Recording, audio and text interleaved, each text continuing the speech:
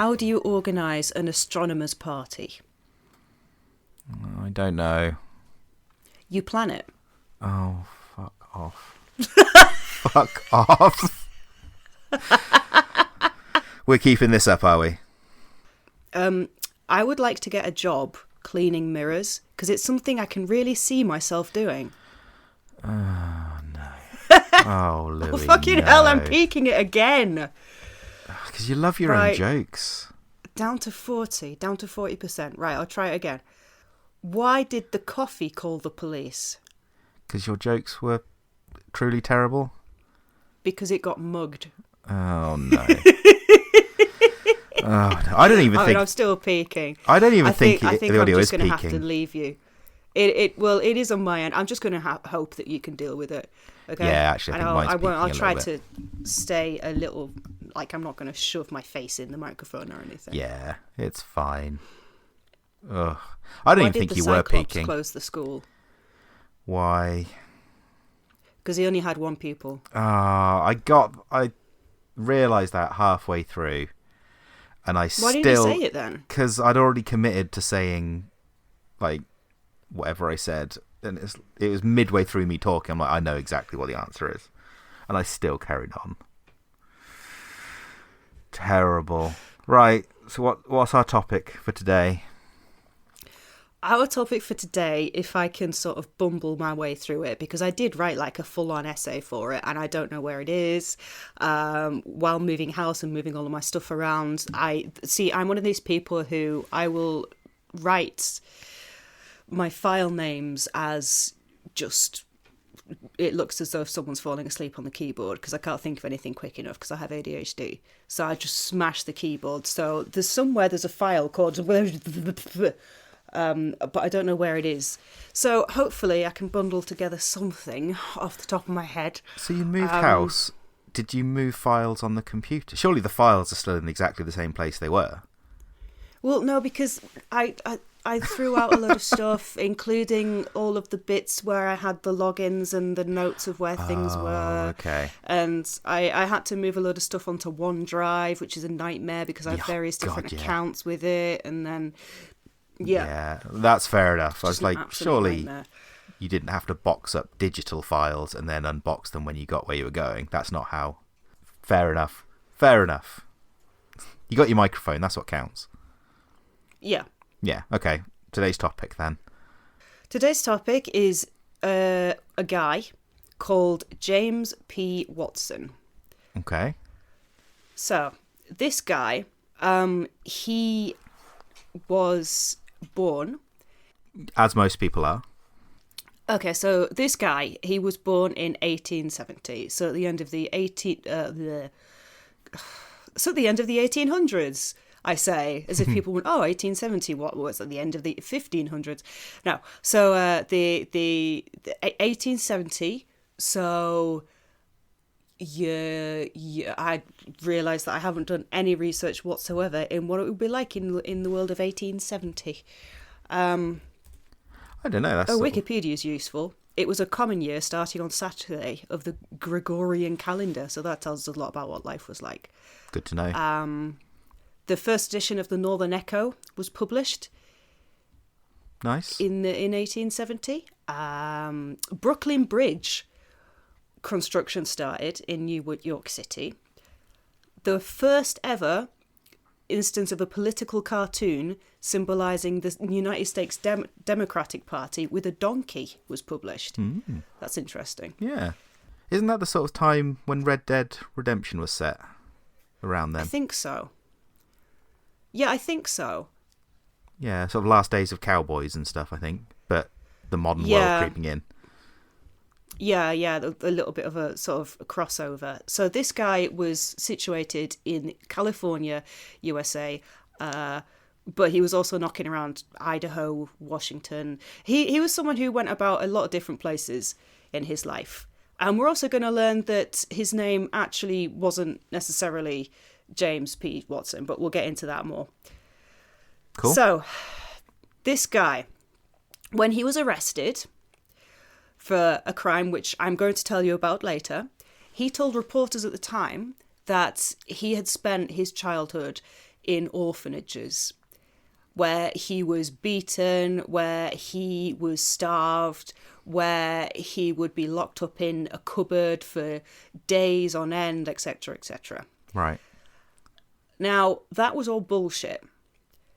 But that is obviously the indication of some trauma, right? Like, if you're going to start making up something really, really awful about your childhood, that would suggest that it was a traumatic childhood in a way. And this particular trauma would be that he didn't get the attention that he should have had from his parents. Oh, the worst sort of abuse. Yeah. Well, it actually is, though. Like, I know you were trying to be like, oh, a funny joke, but no, actually... Yeah. It kind of is, because, you know, for example, if you're a child and you fall over and you graze your knee and your mum just doesn't pay attention to you, maybe when you're older, you'll start pretending to be sick so that people will give you sympathy, for example. Yeah, fair point. If you're mentally unwell, you know, this guy was obviously very mentally unwell, spoiler alert. So what really happened with him was when he was born at Paris, Arkansas, which sometime in 1870, his dad was not around. So I'm not entirely sure if that was because he got a woman pregnant and then booked it. Wouldn't be surprised. I don't think that his mum and dad were ever married. And he was christened Charles Gillam. As a child, when he was just old enough to understand it, but he was still very young. He was told that his dad had actually not died, because his mum brought him up saying that his dad had just died, and that's the reason why he didn't have a dad. But actually, he found out that he'd actually run away. So that really messed him up, because he was only 9 when he found out that his dad hadn't died, but his dad had abandoned him, basically. Right. And then his mum remarried, and she confused everything a little bit by then she renamed her son, Charles Gillam, to Joseph Olden. Right. Now, this is really, I think this is gross. Like, and in America, there's this whole thing about, for some reason, men naming their sons after themselves. I don't understand it. It's a cultural thing. I think it's weird, but, you know, everyone for themselves. But the reason why she renamed her, like, 10-year-old son, Joseph Olden, was because that was the name of her new husband. Right. Yeah, that's weird, Yeah. right? Do you not think that's weird? Last name, yeah. I get. I've known some people whose parents Yes. remarried and the kid has taken on the last name. I think my dad did, weirdly. I think my dad wasn't born with the last name he has now. But he is named after his dad, I think, first name. But he kept it. And I haven't got another friend. So I think it's a thing in this country as well. Like, I've got a friend, he's like the third. He's Richard the Third, actually. So his dad and his granddad were both called Richard, but they're all taking different varieties. So they've got like Rich, Ricky, that sort of thing. Okay. But yeah. it's not quite the same, but their official name is the same. It's not quite the same. In America, so I don't know when this practice started, but normally when boys are named after their father, they'll take on junior as a suffix. But for whatever reason, this kid was called Joseph Olden rather than Joseph Olden Jr. Right. And him and his stepdad, they did not get on. They actually hated each other.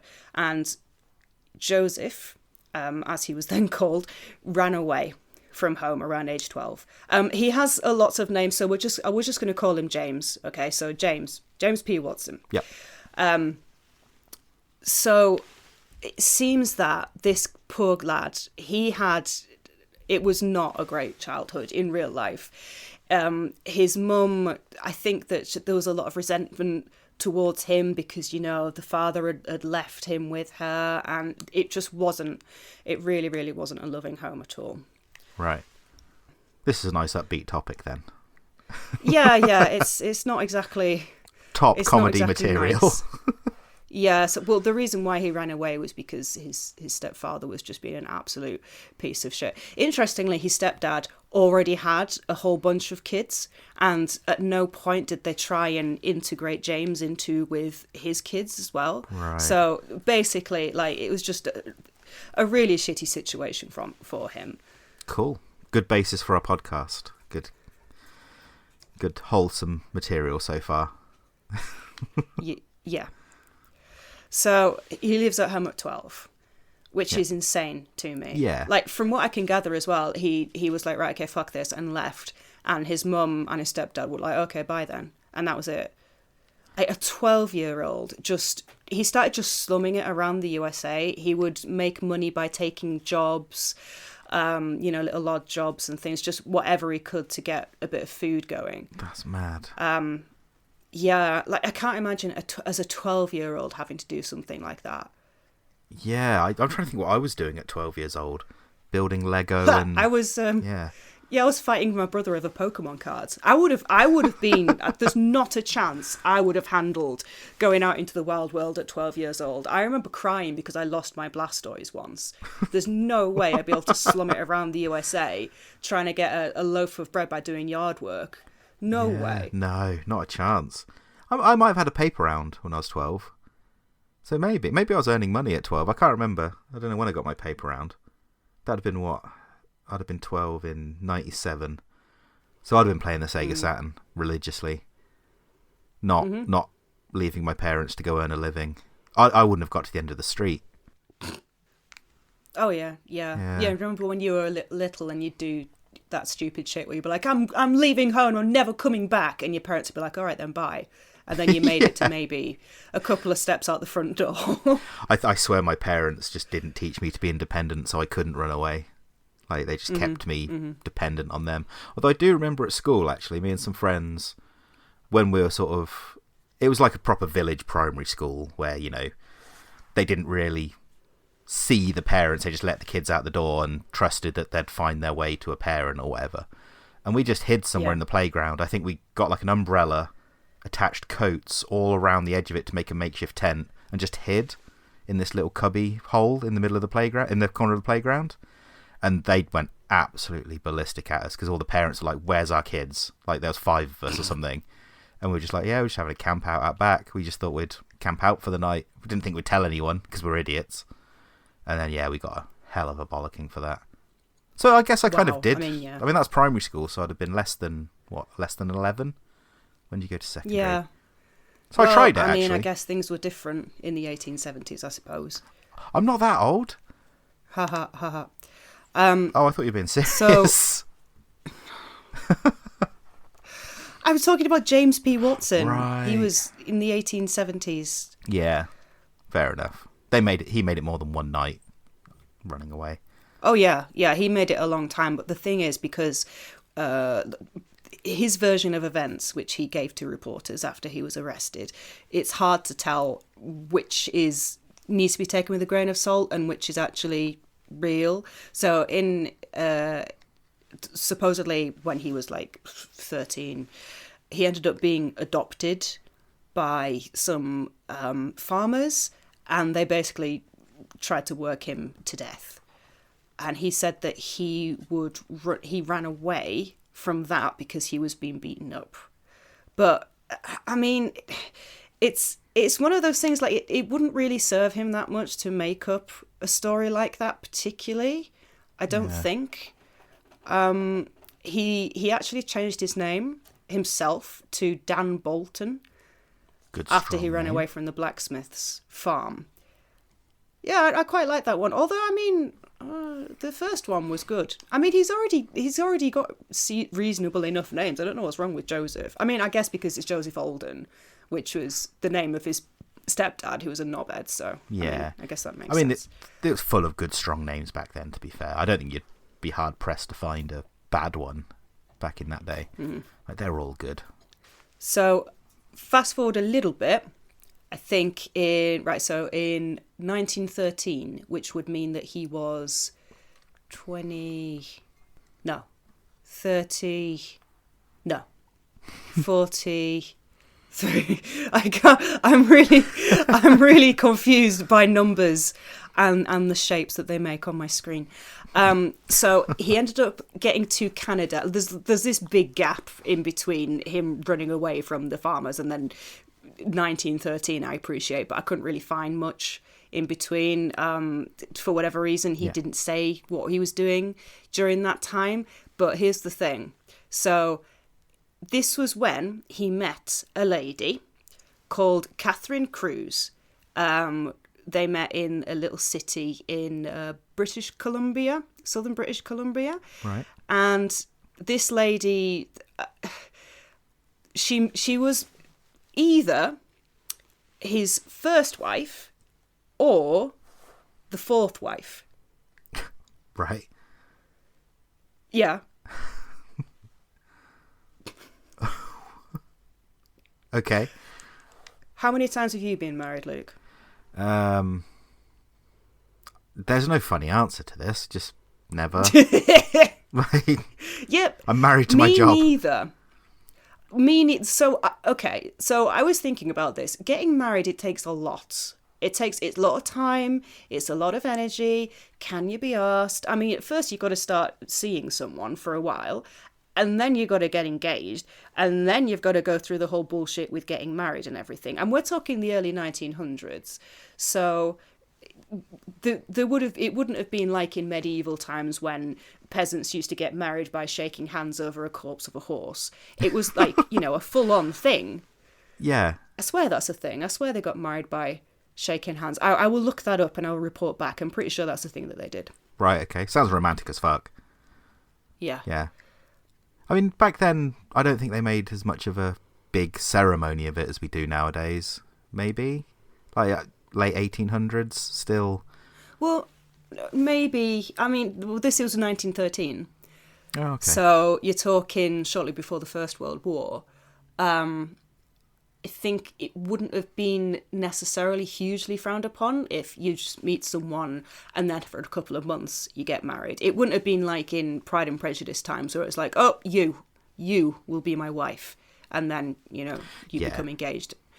But still, what I mean is, to be, 43 and be on your fourth wife, that seems like, how are you getting all of that in? Yeah, that's some Henry VIII style shit at that point. Getting there, halfway there. Well, Henry VIII he was like 15 when he got married the first time, and then 30 or something when he got married the second. Again, we'll have to look that up because that's kind of interesting. He was a knobhead as well. Because, spoiler alert, the guy we're talking about today, knobhead. Right. Okay. Absolute knob. Fair. Yeah. So here's the thing. Catherine Cruz, his either first or fourth wife, I wish I could tell you which one. I did try and look it up. She wrote to one of her mates and said, oh yeah, so I got married. And she said that James, sorry, his name's James now. No, his name's Joseph. No, he's not. What's his name again? Christ, what's his name at this point? I thought we were just referring to him Dan. His name's Dan now. Yes. At the moment, his name's Dan Bolton. But we're going by James P. Watson because that's what he was called when he was arrested. Right. So she was like, yeah, so James, he basically just wanted to get married. He didn't really care about telling any of his mates or meeting my parents or telling any of my mates about it. It just sort of happened. That she actually got married to him without even her parents finding out. So they just found out that their daughter had got married to this guy, to this random guy. Wow. So he didn't ask for permission I'm not sure, or anything like that? No. Wow. I'm not sure how old she was. I wish I could have found that out because I don't know if there's like a bit of a grooming situation going on. I wouldn't be surprised. Yeah, it sounds that way, doesn't it? Like, if she's not told anyone, that feels like she's almost been coerced into it, perhaps. Which implies young, because as all of us get older, we get more jaded and more suspicious, I guess. But I don't know what it was like back then. Yeah. Yeah. So I already don't like this guy. Okay. So Catherine, I couldn't find out necessarily much of her background, but she would have been a housewife. She would have been expected to be, kept and then look after the home. By this point, James was a bit of a wheeler dealer. He would do a lot of money lending, come back and get the money. He'd sell stuff, bits and bobs. A bit of a always going out and doing stuff in various places. For for work. So as a travelling, I don't know, debt collector, she didn't really find him going out all that often especially suspicious. The only thing that was a little bit sus was that quite often he would come back from the trips and she would find maybe, you know, some random women's jewellery or clothes in his packages. And I think he was like, oh, no, it's fine. This is just something that I'm going to sell. It's fine. It's not a problem. It's not an issue. And I think definitely at the time she wasn't really in a place to say, what are you doing? You know, it wasn't really... Women were supposed to be seen and not heard still. Yeah. You know? He would say things like, this was given to me because the person that I went to get a debt from didn't have the money, so I just took these instead. I mean, if that's his sort of business, that sounds like a reasonable excuse, but he seemed shady. I think that's completely reasonable. Yeah. I think that's completely reasonable. I think if I was really, really down on my luck with money, I'd be like, look, just take this. Do you want this necklace? Yeah. The weird thing to me is the taking of the clothes, though. I don't see what resale value clothes would have. I mean, maybe it was different at the time. You're talking, 1915 or something. Yeah, maybe not as disposable. Like, we throw clothes away for the slightest thing, whereas back then they repaired a lot, didn't they? So maybe clothes had more value. I don't know. Mm-hmm. Yeah. No, fair enough. Mm-hmm. But of course, bear in mind, we've already established this guy is someone who was able to embellish the truth, and he was able to do it quite well. So when you look at pictures of him, he's not attractive. He's not like hideous or anything, but he's a very, very square jaw. He's got like quite small eyes. He's a bit intimidating, but he was very charming. Right. So I think he was able to actually lie his way through things. And of course he'd had to do that from being a child anyway, you know, to get through life, struggling through it anyway. So you can kind of understand why she was suspicious, but she didn't think that anything horrible was going to be the case. Right, okay.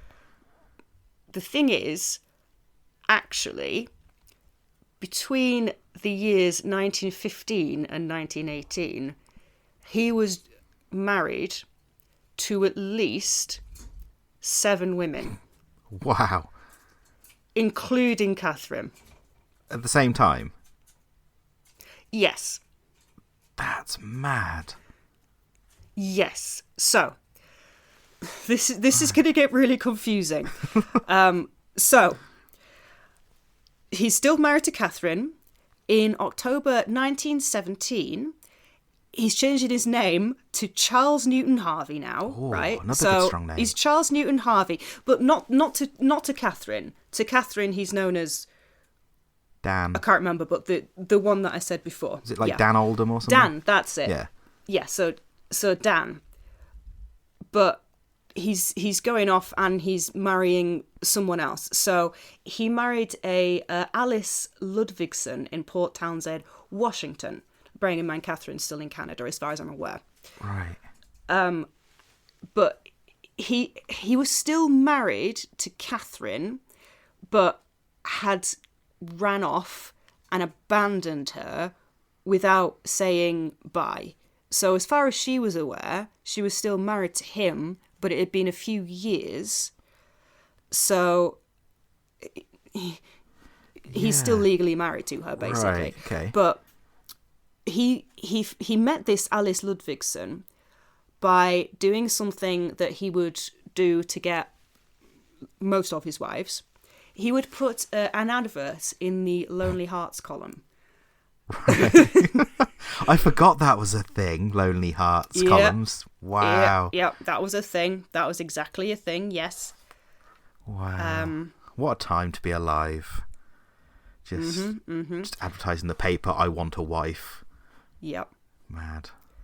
It wasn't quite I want a wife. I believe that the actual words he put in was something like mission matrimony or something like that. And that's so exciting. I know, right? And a whole bunch of women were like, "Oh yeah, fine, I'm having that. I've got to get involved with that." Yeah, but if you call it a mission, Yeah, or objective or something like that. It was objective matrimony. Wow. So this is one of the adverts that he placed. He would always, again, he would embellish the truth. He would say that he was a wealthy man and he was looking for a wife. And he would place this under the alias of H.L. Gordon, not Charles Newton Harvey, which he was then known. Right. I mean, he must So be... he's put in his name as H. I know, I don't... You know what? I feel like I need an Excel spreadsheet just to keep track of all of this at this point. I mean, he must be quite wealthy if he can afford all these marriages. Like, surely there must be a marriage certificate, and that must cost money. Well, remember at that time, the woman's father or the woman's money would dowry? Be going to the husband. Yeah. Yes, that's right. The idea that a woman is the property of her father until she's given to her husband, and therefore you give money so that she can be looked after. Right, yeah.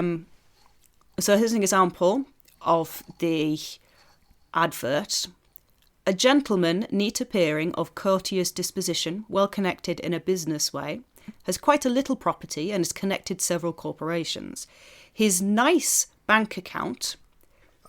has a nice bank account as well. A nice bank. What does that mean? A nice bank. What's a nice bank account? Maybe you just look at like the statement, and just kind of nod and just go, nice. Like, do you think there's 6,900 in there? Yeah, in every account. Yeah. I mean, I'll be honest. Like, from that description, I think I'd marry him.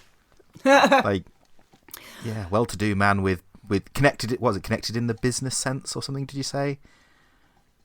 Like in a business way. That's such a nice way to put it. I'm connected in a business way. Like, what other way is there? Mm-hmm. He said, would be pleased to correspond with refined young lady or widow.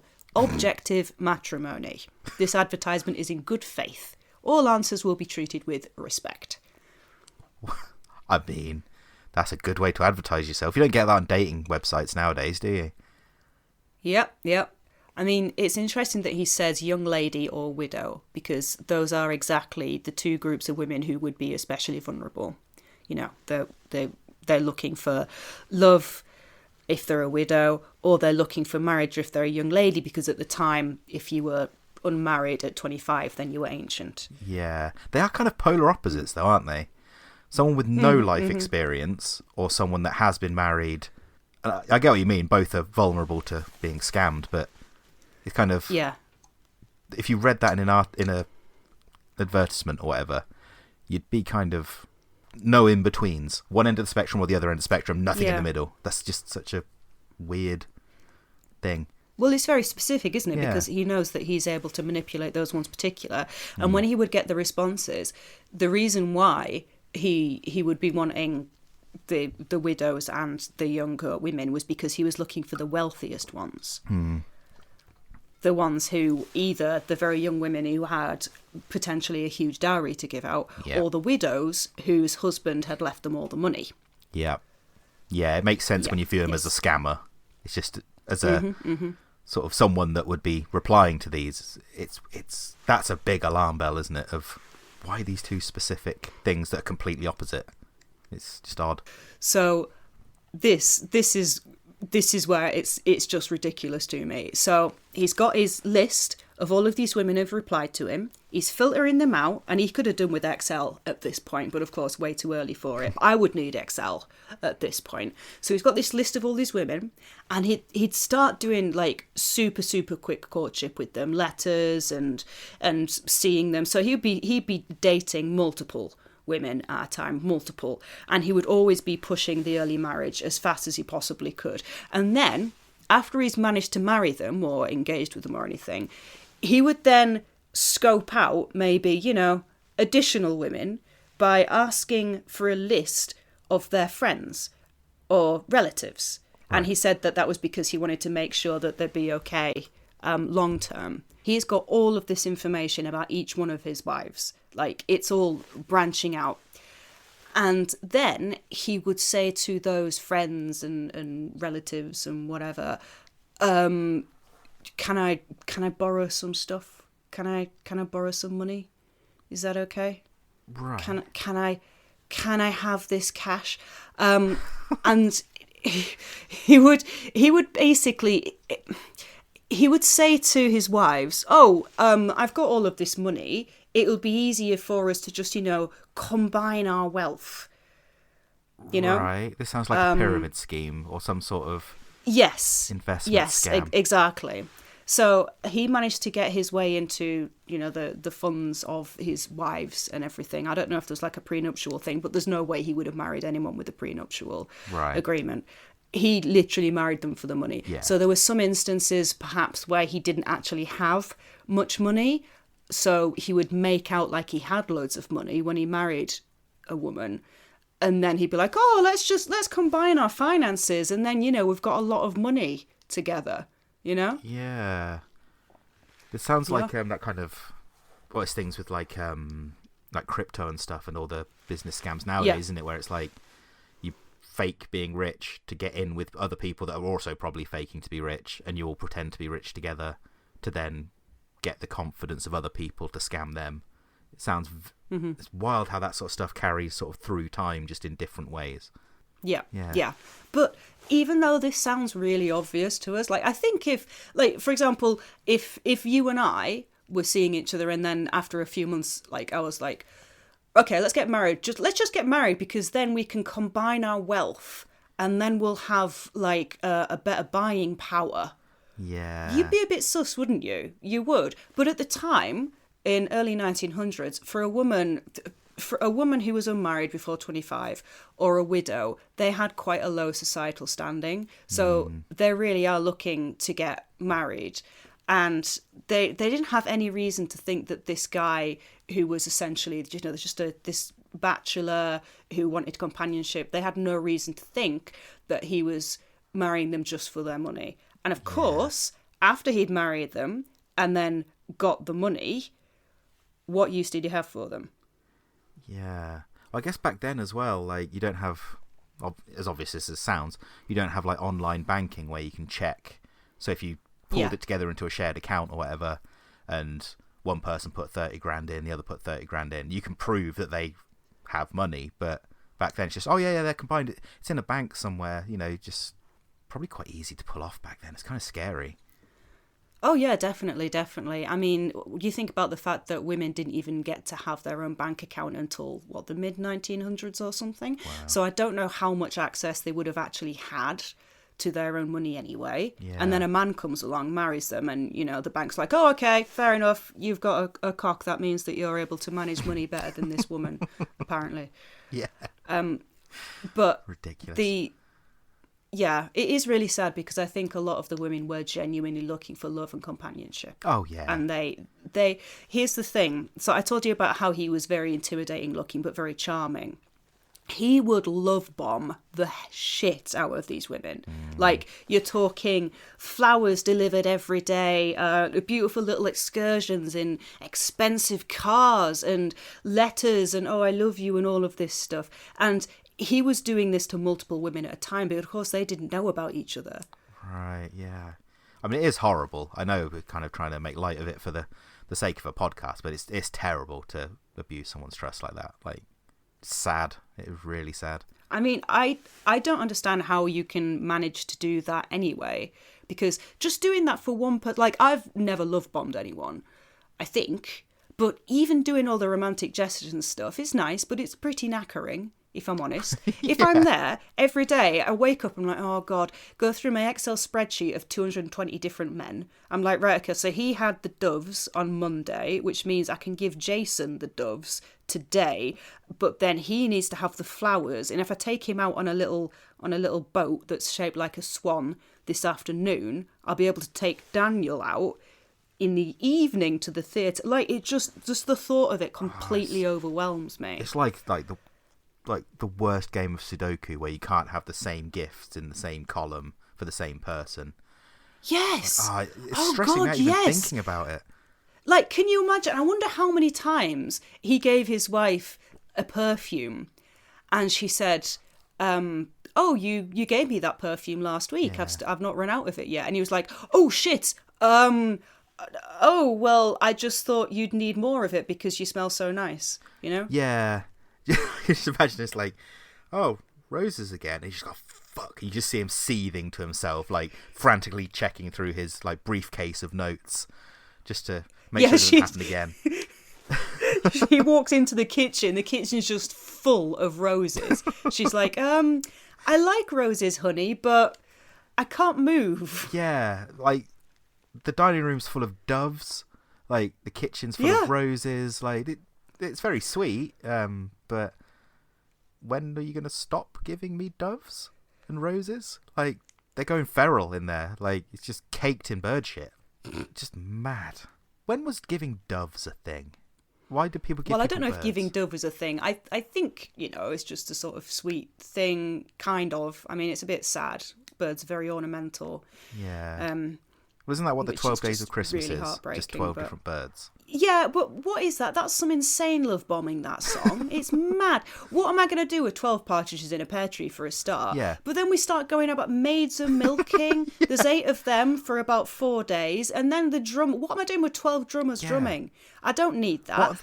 What is going on with you, you psychopath? What are maids milking? At no point in the 12 Days of Christmas does he give a cow. So what the fuck are they milking? Well, he says that they're a milking, so I assume there's cows involved as well.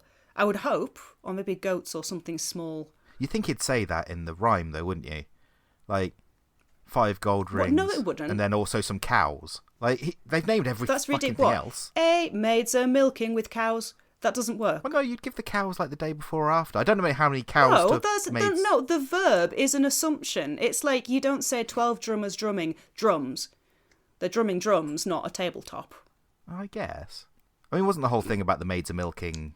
Weren't they actually like wet nurses or something? Is that not what they were? Well, no, that would be 8 maids expressing, wouldn't it?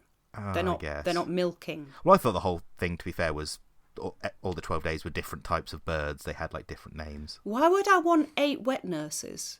What am I going to do with them? I don't know. Like that's insanity. That is completely insane. Where did you get that idea? I don't know. That's ridiculous. Like, I'm actually pissed off by that. Like, hey, what? I mean, obviously, the person in that song is clinically insane. I mean, yeah. But to give his girlfriend 8 lactating women, I mean, what am I going to do with them? And for a start, their hormones are everywhere. Yeah, but I don't have 8. Does this woman have 8 kids? And if she does have 8 kids already, the fuck is she going to do with all these fucking birds? It is a mental Christmas carol. What is it? Is it stupid? Yeah, ridiculous song. Insane. I mean, it sounds like this guy's working his way through them. Oh yeah, he's definitely getting there. Yeah. I think this is part of the reason why he had to have so many different names as well, because he was having. He must have been ordering all of this stuff, and at some point, like, the Bird Emporium is going to be like, right, James P. Watson, why are you ordering like 20 turtle doves a day? We need to have a bit of an intervention here. What's going on? Yeah. This plan is so complicated. Like the fact that he can keep track of all this with different names for him and his various wives. And then which ones have received which partners, which presents, and then made sure he's ordered it from the right name, because assuming he's getting them delivered, there's no way he's marching all over the country picking this stuff up. And did you say like he was in different locations, so he's got to travel between all these places? Yeah, he's travelling all over the place. Yeah, so he'd be away for weeks at a time, but then he'd be sending stuff, and yeah, I mean, he's everywhere. I mean, I'm almost impressed if it wasn't just horrid. So he's doing all of this, and he's left his either first or fourth wife, Catherine. Now, she actually turns out to be one of the lucky ones, because like I said, after he's got all of the money out of these wives, what use does he have for them? What can he do? Yeah. Well, starting with Alice Ludvigsen, who is either the 5th or the 2nd wife, in 1917, he said to her, let's go for a fishing trip, darling, in Idaho. Right. And they were out on a little rowboat. And this is according to him, by the way, so yeah, pinch of salt. But the boat became jammed at some point along the riverbank. Right. And she started to try and push the boat away from the riverbank, which is when she lost her balance and fell into the water. And he tried to help her by just running away and straight going to a camp in the vicinity just to ask for help, and nobody would help him. Right, but if this is at the riverbank, that's presumably quite shallow. Yeah, well, there's that, but also the fact that he just immediately goes, oh shit, and runs rather than, goes in after her. Yeah. That's almost certainly not how it happened. He's, yeah. Mm-hmm. So he, actually, the body wasn't ever recovered, and they only know that that she died because he would eventually admit to it. But he promised that it was an accident. Definitely. Sure, yeah. Definitely.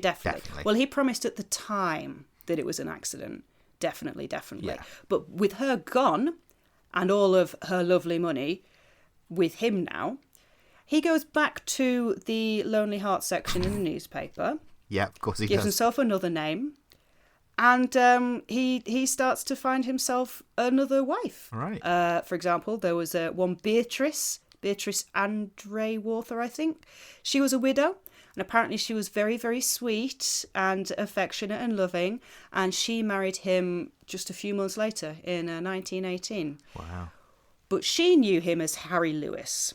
Right, another strong name. We can't keep track of this.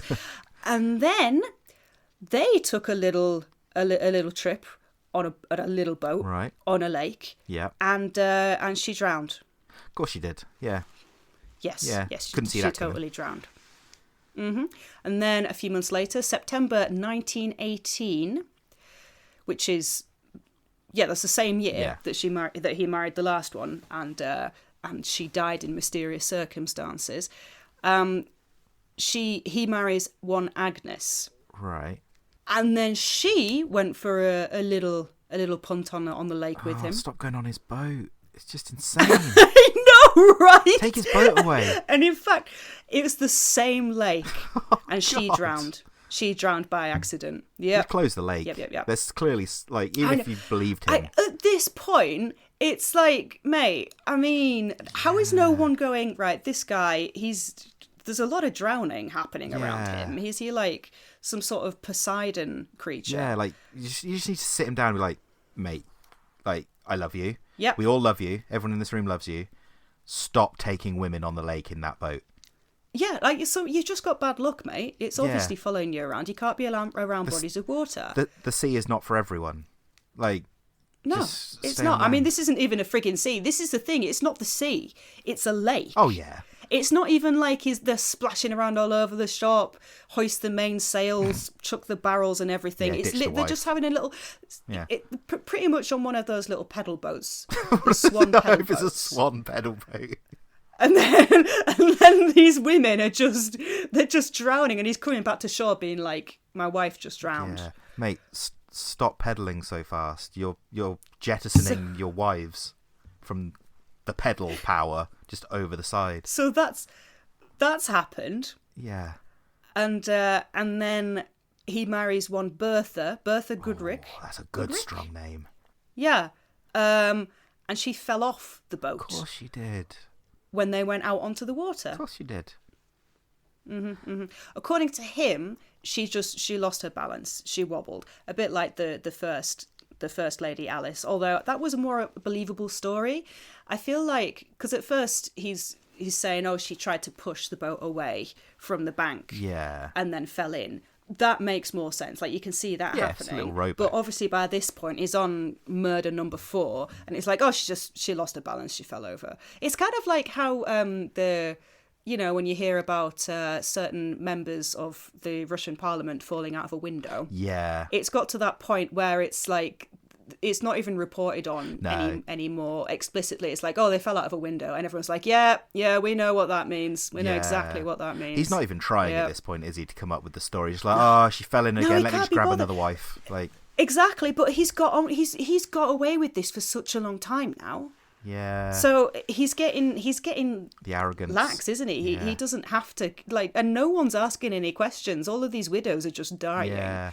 At this point, he's just like, oh, what am I like? Fourth wife this week. Like, let me just grab another one from the stockpile. Yeah. Well, yeah, because he's got all of them. Just he's got them in. He's stocking up. He's gone to Asda, and he's bought all of these wives and put them in pantry. And he's like, right, well, I'll get another one. Yeah, he's been down the sort of the cash and carry, bought a multi-pack of wives, just as you do in the 19 teens. Yeah. Yeah. Cannot be sold separately. He bought himself a multi-pack. Yeah. They're all caught up in, like those things that fish get caught in, the little plastic rings. Oh, yeah, just all of these women just like, just waiting in his pantry, yeah. Oh, God. Maybe that's why they drowned, because they got caught up in those little plastic can holder things. This is a horrible way to talk about people. yeah, it's pretty rough. Yeah, it's pretty rough. So obviously he takes control of the women's estates afterwards, obviously, immediately. But when he does talk to investigators and reporters afterwards, he does eventually say that, these were murders. I mean, you guessed that already. Yeah. They were murders. Right. Yes. I mean, that was obvious. So the first one, Miss. Oh no, wait. So there was a different one. Murray Austin. Did I say Murray Austin? So he was married to her in 1918 as well. Right. Oh, Christ. Right. So with her, again, took her to the lake. Yeah. Falls off. Yeah. But then he actually confirmed that he did bludgeon her with a rock and then weighted her body down, presumably with the rock. So he's in the middle of the lake. So he must have got the rock from the thing, brought it onto the boat, paddled out. That's some preparation, because you're not going to find a rock in the middle of a lake. He brought that rock with him. And again, same year, and actually, this is awful. He couldn't remember the name of this wife, so we haven't even mentioned her yet. Wow. So again, this is in 1918. Again, he marries this woman in Seattle. Yes. Didn't even know what her name was, and he again took her onto the boat and onto the lake, and he killed her by shoving her over a waterfall. Just shoving her. He must have got that. I don't understand the logistics of that, because he must have got the boat up to the edge of the waterfall, which is dangerous in a little rowboat. Yeah, and he's like, oh, look at this, honey. This is interesting, isn't it? She's like, oh, God. Yeah. He, stopped the boat for the love of...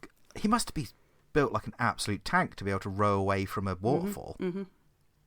Yep. To get close enough within pushing actually distance. Yeah, that is wild. I mean, I don't know, maybe if they got off on the shore just to look, maybe. Yeah, and that then makes he was like, more sense. Yeah, he actually said that, so this is a quote around the murder. He said, there was no controversy. It was just an impulse. Right. So he basically let all of those intrusive feelings just... Because have you ever stood next to a waterfall and thought, I'm going to push this fucker over it? I mean, yes, I have, but I mean... That's terrifying. I didn't. I'm never going near a waterfall with you ever again. But you know when you have those intrusive thoughts. But it's the fact that he said it was just an impulse. And it's almost as if he's trying to absolve himself of the fact that it was planned. Like he knew he was going to kill her. That's why he took her out onto the lake. Yeah, I mean, the other one's definitely if he brought a rock with him. Yeah. Like, I just had an impulse to row to shore, grab a rock, row back, and then bludgeon her to death. Like, that can't be an impulse. Unless he's got, like, I don't know, really long arms. I mean, I didn't even think of that, actually. Because presumably he would have got the rock from the shore, because he's not going to travel all the way, you know, in their little car or whatever with this great big rock. And she's like, why is there a massive rock in the backseat? Yeah. And then what? He found a rock and he was like, oh, look how good this rock is. We should take it onto the lake. He stood at the shore with a rock in his hand, taking like test swings for like ready to bludgeon someone. He's like, oh, this is a good rock. Let's just put that in the boat for no real reason. It's my favourite rock. But why wasn't she like, why are we taking the rock? Because I would have said, okay, honey, yes, it's a very nice rock. Because, you know, men in particular, they will find a rock that's good, good and they will like rock. the rock.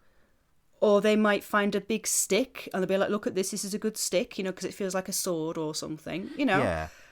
I would say, okay, honey, let's leave the rock here and then come back for it when we've got off this boat. I hope they've forgotten it when they get back to shore, that because they don't want to bring a rock maybe home a little bit. Yeah.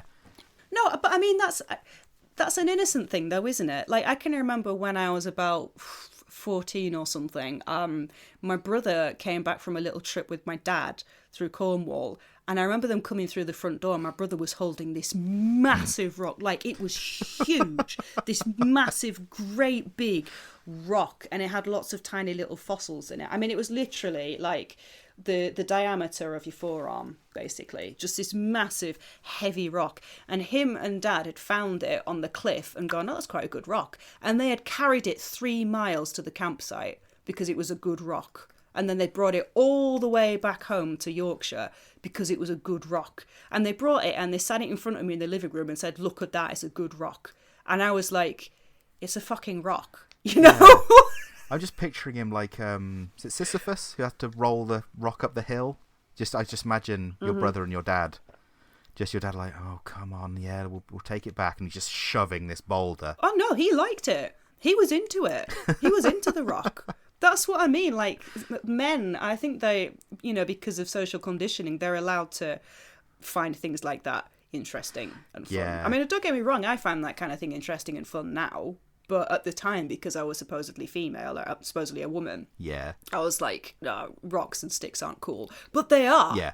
They are. Oh, so I've cool. been out, I've found big rocks and I've found sticks that you could use as a sword, and I've brought them home and been like, look at this stick. Yeah. Nothing beats a good stick on a walkout. So I can completely understand why she didn't really expect to get bludgeoned to death. Do you reckon at with one the point rock. he was like, oh, I found this really cool stick. It's like shaped like a gun.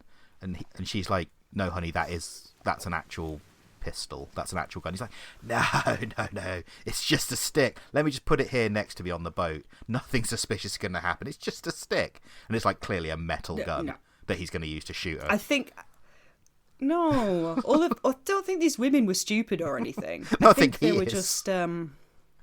Well, I don't think he is, though. I think he's really clever. Yeah, he's... How can he possibly... He's very obviously autistic to have this many women on the go. Yeah. And be able to keep track of it. Like a murderous So Rain Man. if he's picking up a stick that looks like a gun, like he's...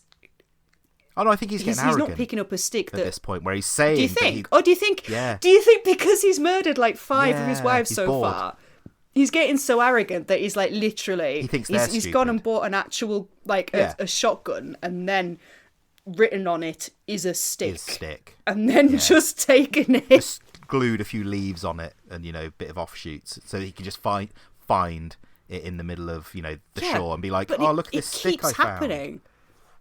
But so in 1918 he's killed like 3 women, married 2, I think, and then in 1919 he finds and marries Maud Goldsmith in January, Right. and then he's marrying Beatrice Andrew a month after that, right? Right. So Beatrice is the one that we just talked about. So she's the one who he said, oh, she just randomly drowned. Yeah. She was married at the start of 1919, and she lasted until the end of the spring, when again they went onto the lake, and according to him, something came over him and it made him drown her. So he actually drowned her. Right, but he's done this, 4 times already? So he Yeah, can't keep yeah, acting but, like like, it's a surprise, like, oh, this thing came over me, like it did the Yeah. other 4 times. Yes. So Stay the fuck away from the there's lake. a compulsion, and the thing is, if you're drowning someone, you've got to really commit to it. Like Oh, if yeah. you're shoving someone under, like you really have to do it. Yeah. So to call it this something coming over you, that you had such a long time to go, actually, what am I doing? Yeah. But Well, committed so now. he's done that, right? And then, literally, pretty much immediately after, he bags himself 2 more women. 2 more. There's one in Vancouver and one in Sacramento. So he's married to them. And then, in March 1919, March of the same year, where he's murdered Beatrice and married three other women. I think he's marrying one Elizabeth Pryor in Idaho as well. Right. Now, the story with Elizabeth Pryor is that they were touring near Olympia in Washington, and they started having an argument. Now, I wonder if it's maybe because she was getting a little bit sus, you know? I mean, at this point, how many wives has he got? I mean, I've lost count. He's going off. He's you know, there's no way he hasn't slipped up at some point, you know? He's got to have. Well, did you say it was the same lake that he took all these women to? So mostly, yeah. So I think the waterfall was a different place, but I think it was all in Washington or parts of Canada, somewhere in Canada, depending on where these women were. Surely, at this point. No, because all of these women know him by different names. So yeah, but I mean, in that local area, it's like, people... you've lost another wife to that lake again. But how would people know? How would people know if because he seems to keep himself to himself. He's very careful. He's got all of these notes of each of these women. He's got each of their friends and relatives as well. So he knows not to cross over, and he's very careful not to, you know, make friends in the area, so that there's no, you know, he won't be out one day and someone calls across the road, "Hey, John," but his wife knows him as Phil or something. You know, that's not happened. He's been doing this for years, and that hasn't happened yet. So he's been incredibly careful. Yeah, and I suppose maybe the police wouldn't recognise him, especially if he's using different names. Yeah, but I mean, at this point, I think the police had just they weren't quite aware of what was going on. Okay. So we'll get to that shortly. Okay. I think it's going to end with him marrying someone and actually genuinely falling in love, and it's actually going to be a really sweet story. And he just stops his murderous ways. No, that's not going to happen.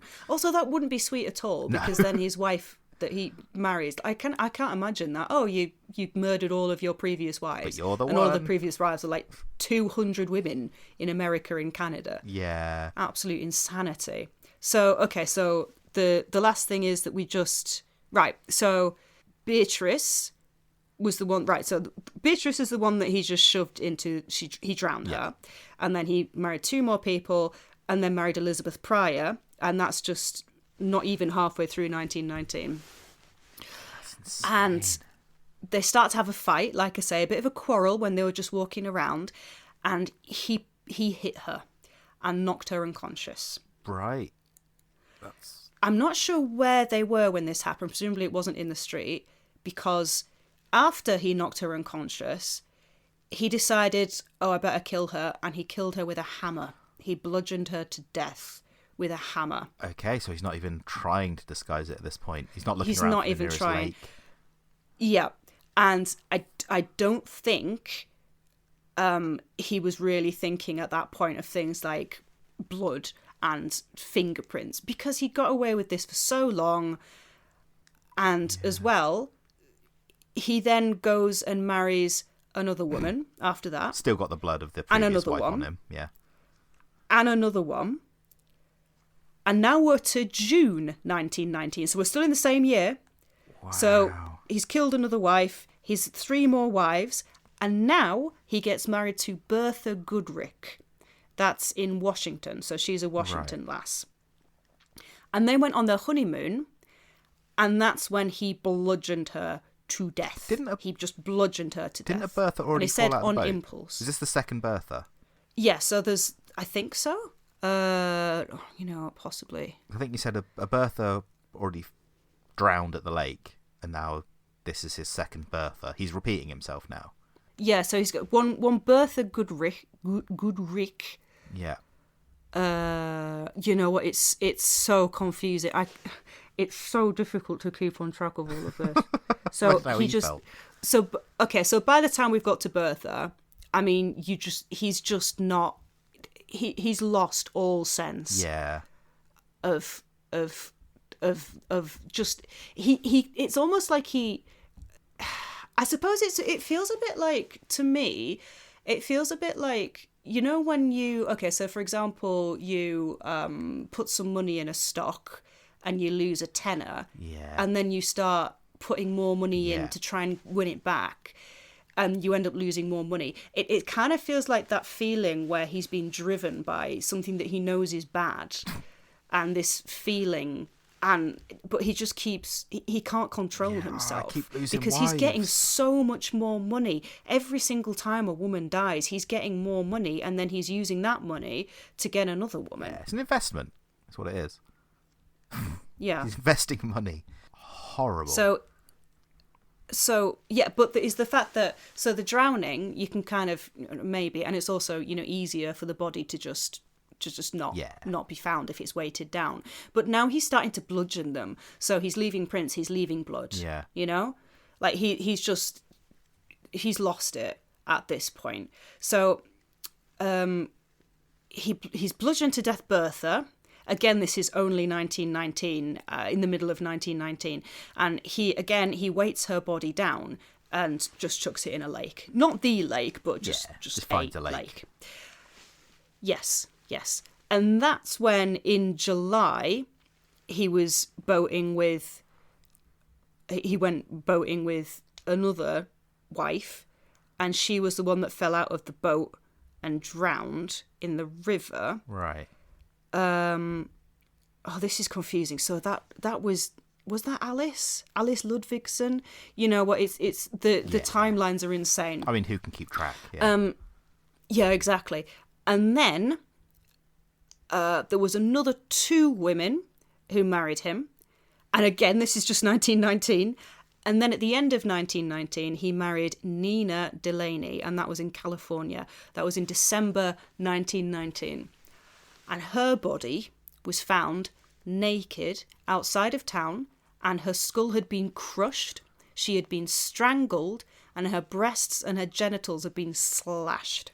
Okay, that's... So this, obviously horrendous, but this is the interesting thing.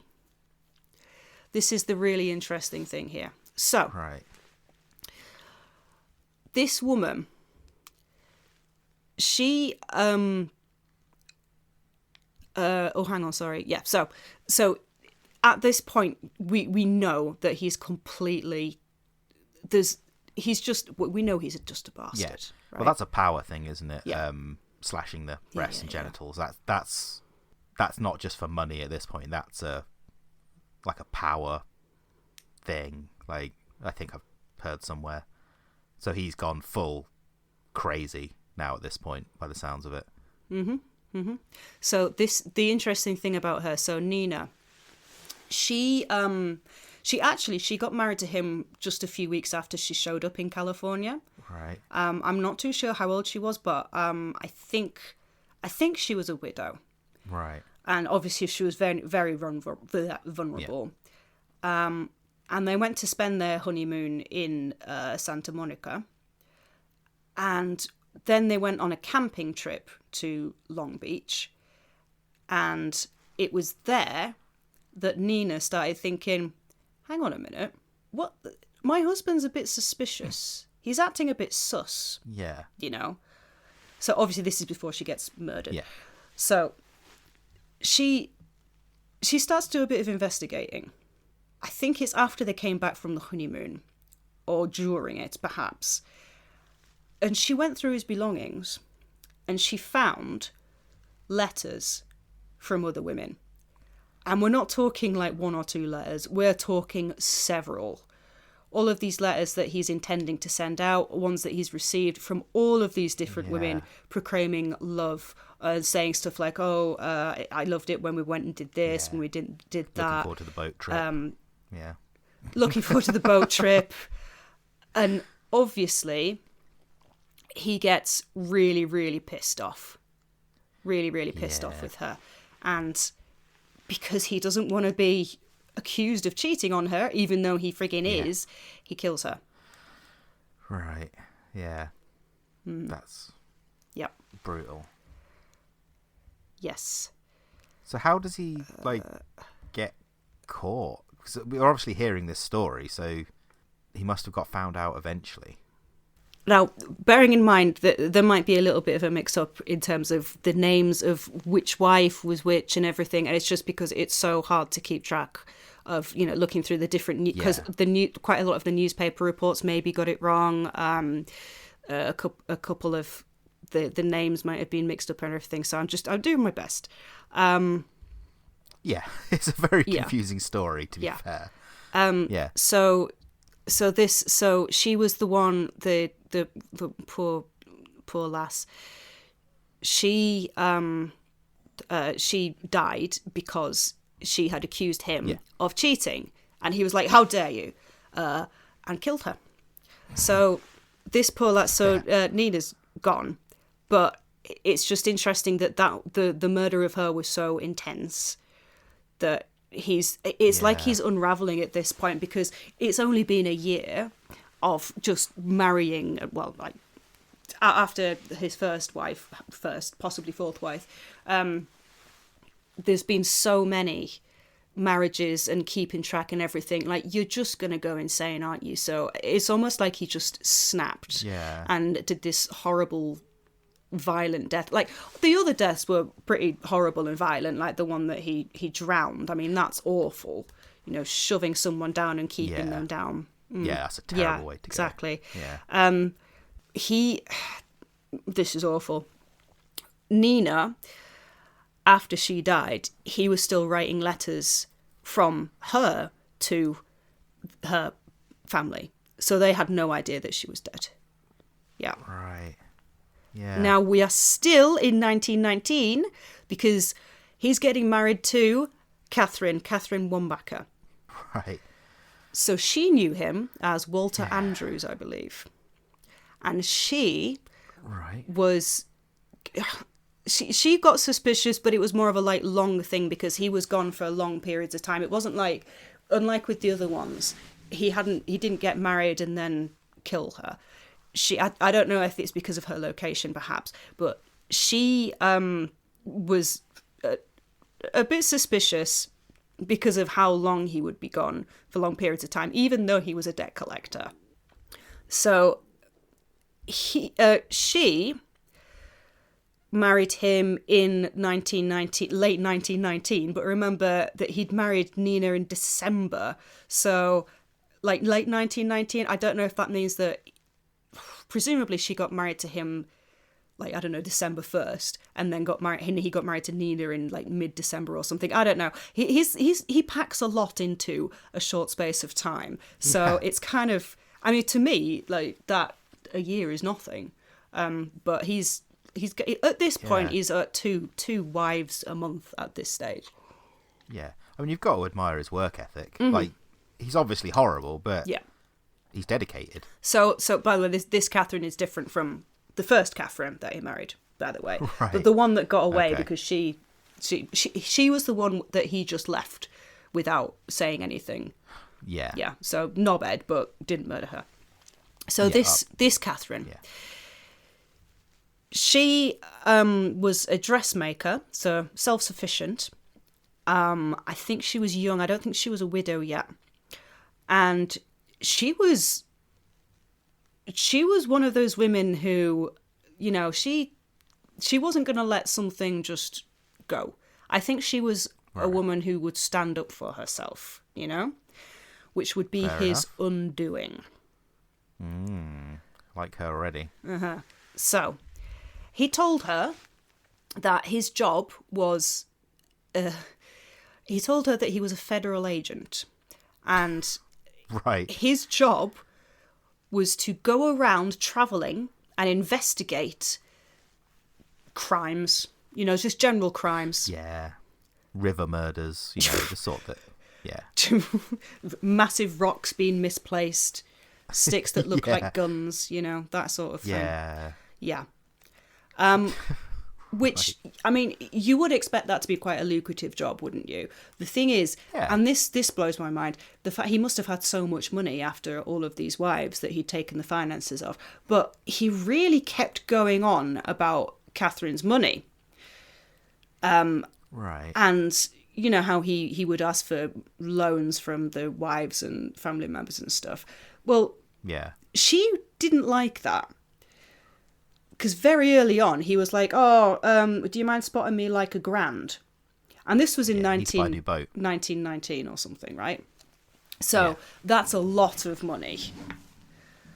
Yeah. It is. And this was just after they're married as well. But of course, they'd only known each other for a couple of months. Yeah, that's a big ask that early on, isn't it? It's that's a red flag. huge ask. Yeah. So she thought, okay, so you've gone away quite a lot and you keep asking for money. And then in 1920, so the year after his big year of friggin' marriage and murder, she decided that she was going to take matters into her own hands. And he says one day, right, okay, I'm off to do federal investigation things with investigation of thefts and crimes and stuff like that. And she goes, all right, love, okay, yeah, I'll see you later then. And then she sneakily follows him. Oh. Where does he go? He goes to California, where, of course, he's living with another wife. Right. So she shows up and she goes, what the fuck? Who the fuck is this? Who is this? Who are all of these people? What the shit? Where are you going on that boat? Yeah. What is going on? And she says to him, look, we're going back to Washington, okay? And I'm not going without you. So come on, mate. And I want some answers. And he's like, oh, for God's sake. So what he ends up doing is he sets up a new home with her in Hollywood, I think. Yeah, in that sort of general area, because she's like, no, I'm not having this. You know, we're married, so you can't just keep fucking off and taking all of my money and everything. And it's quite interesting that she's the one who, you know, is really pushy about that and doesn't get bludgeoned by a hammer because, you know, he had other wives who argued with him and he killed them and everything. I reckon this is the one that he falls in love with. I called it.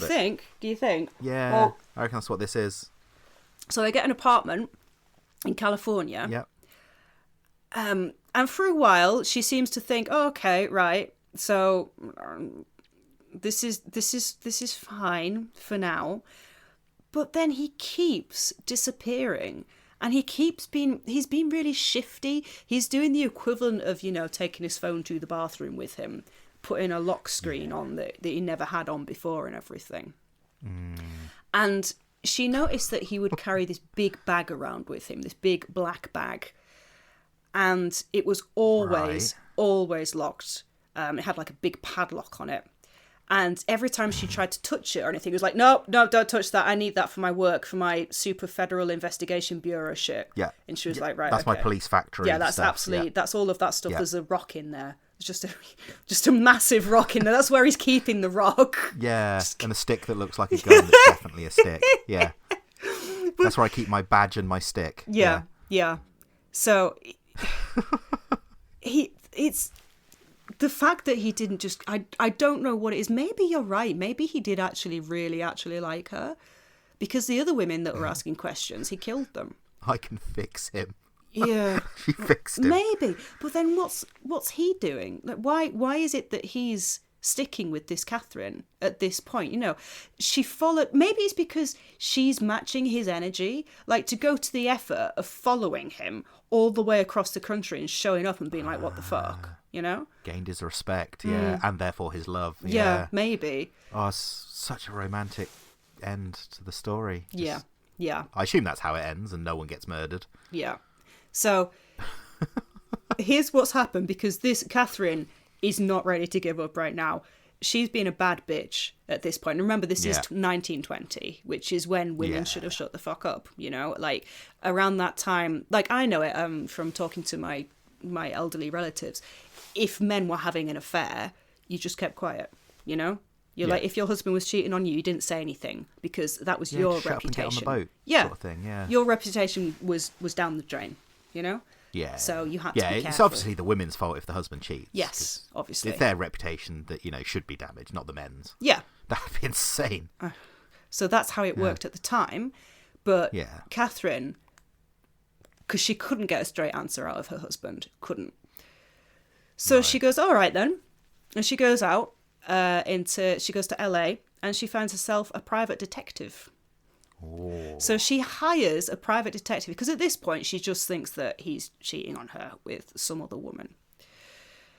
Yeah. And he says to her, right, so I reckon my man's is cheating on me. Can you go and just follow him around a little bit to see what's happening? Because I think probably at that point she was thinking, okay, well, that's grounds for divorce, and I'll get rid of him and I'll keep my money and everything. Yeah. So, and I think as well, she was just generally really pissed off. Like, it is heartbreaking to be cheated on, even if you've only known someone for a few months. But if you've got married to them and you still subscribe to this idea of a storybook fairy tale, like, first love at first sight thing. So she's pissed, like pissed you would be. off. Yeah, of course you would. Yeah. Yeah. But you also couldn't, like, even if it's, I suspect he's cheating on me, you'd never expect, he's murdered God knows how many wives in the space of 2 years. Like, Absolutely not. No. Yeah, you just never suspect that. So the investigator starts following him around in 1920 April, I think. So he told her that James P. Watson, her husband, told her that he needed to go out of town again because he needed to investigate some massive big theft gang ring thingamajig. Yeah. So he was going to be away for a little while. And so she notifies the private detective, he's supposedly going to the other side of the country to deal with this massive ring of gangsters or something. Yeah, as you do. And then the investigator is very surprised, well, maybe not so surprised, when he follows him about a mile away right, to another woman's house and stays the night and then comes out the following morning. Yes, exactly. It was sloppy. It was not even a mile away that this second rookie wife, or Christ knows how many wives, was waiting. Yeah. Mm-hmm. He's slipping. Yeah. Now, this part is a bit that I couldn't quite work out what was going on here, because the investigator waited until Watson had left that house for a little while, and then decides that he's going to call the sheriffs so that they can get into the house. I'm not sure exactly why it is that they managed to get a right to go into the house, but it was something to do with there'd been a burglary recently attributed to someone called Walter Andrews. Now, Walter Andrews was James Watson, as known by this other wife. So maybe they were able to get in because of that. I really don't know exactly what it is. I was trying to find out. It's, like I say, the information is really tangled up, and I am going by very, very weak notes here. Fair enough. Yeah. So they get in and they find James P. Watson's big black bag that his wife Catherine wasn't allowed to touch. Right, I'm dying to find out what's in this bag. Well, they break into it. They just smash into it. And they find in there that he's been carrying around 3 different marriage licenses. Right. Including the one to Nina Deloney, who was the one that he murdered and cut up and chucked out like horrendously. Still got her marriage license, and he's also got a whole bunch of money and like knickknacks and jewelry and stuff like that.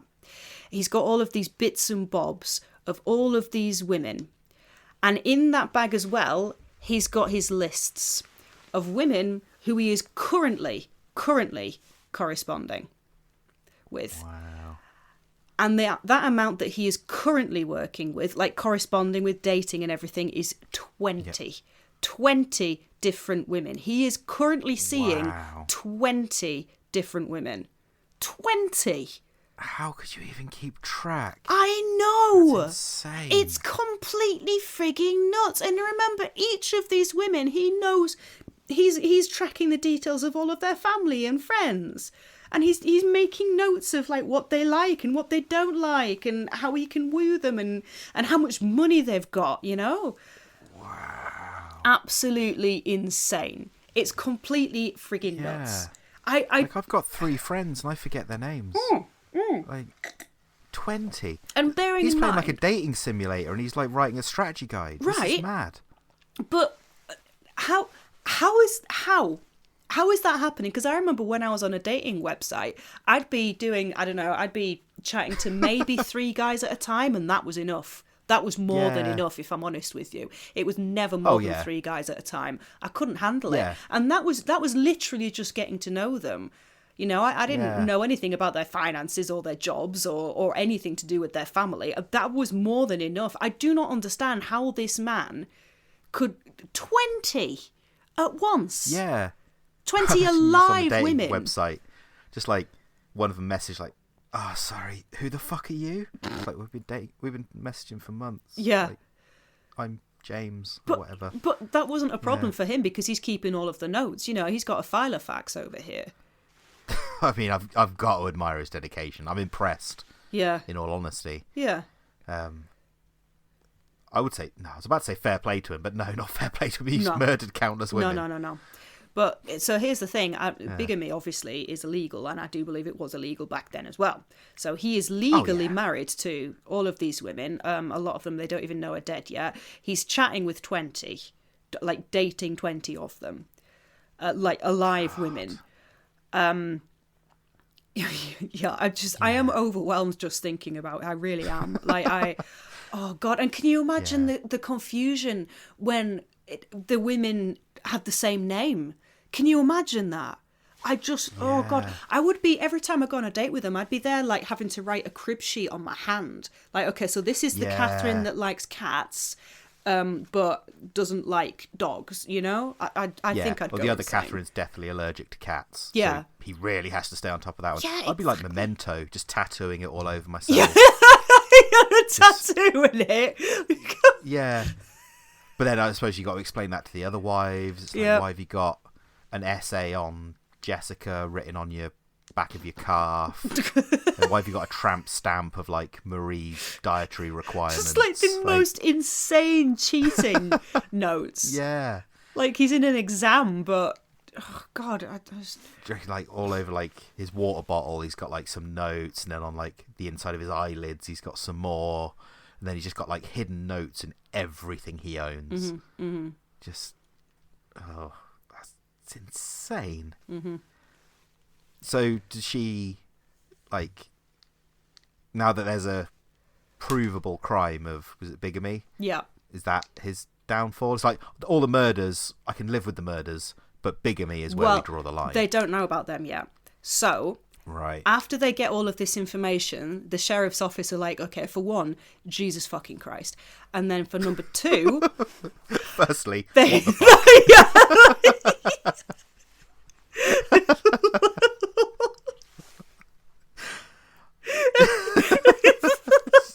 Just a police officer just looking up from his notes. It's like, before we go any further, sir, what the actual fuck? Like, how? Like, firstly, let me shake your hand, because this is the weirdest crime I've ever seen. Well, yeah, like, you've got to be kind of impressed in a horrible way. Like, obviously, he's a total dick, but I mean, bro... I mean, there's not enough hours in the day. Do it right. Yeah, there's not enough hours in the day. There's not. So yeah, okay. So after they've asked that question, the investigators start to contact the the registry offices, the places where these marriage licenses come from. Yeah. And they find out that quite a lot of the places where the marriage licenses are being issued got back and said, oh yeah, so actually this guy has deserted these wives quite often. So they'd say, he's a regular, we know him. Yeah, so the ones who didn't get murdered, they were just deserted. He's just up and left them. And these wives, when they were deserted, they were like, okay, he's left and he's taken any number of money from a couple of $100s to thousands of dollars off them. And these wives have got no idea where he is. Not a clue. So because of all these marriage licenses, they obviously start warranting an arrest on him. So on the 9th of April, they went to go and get him. And they also want to ask him about Nina Delaunay, because she has been found. She was the one who was brutally fucked up, and her body was found. And of course, they found her marriage license in his big black bag. So they're very interested. They're very keen to find out what the connection is there. Yeah. But when they get there, and he's hanging out, they say, right, come on then, we're arresting you for all of this bullshit. We also suspect you murdered Nina Delaunay. And he gets a knife out of his pocket and he cuts his own throat. Wow, okay. Yeah.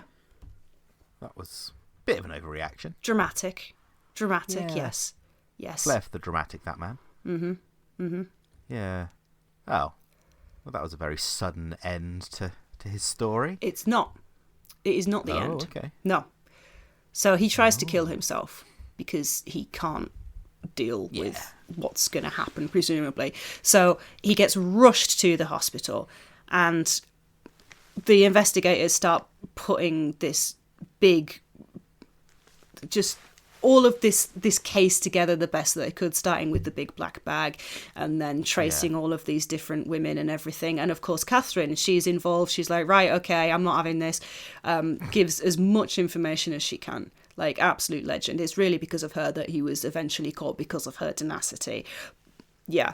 But of course, like, this, it's properly that scene, you know, that gif of the red lines are all the way across the wall, and the threads from one place to another, because he's got all of these different names, so they're having to link these names to these women, and it's just completely mind-blowing. Just this list of names. They're like, what gang are you investigating? It's like, no, same bloke. Yeah. Just loads of different names, yeah. They keep deciding, they'll be like, okay, so we know that he was married 6 times. And then another wife shows up, and they're like, okay, oh, no, okay. And they're at, like, I think there are 18 wives at this point. Wow. Yeah. And of course, there's all of these ones who are unaccounted for. And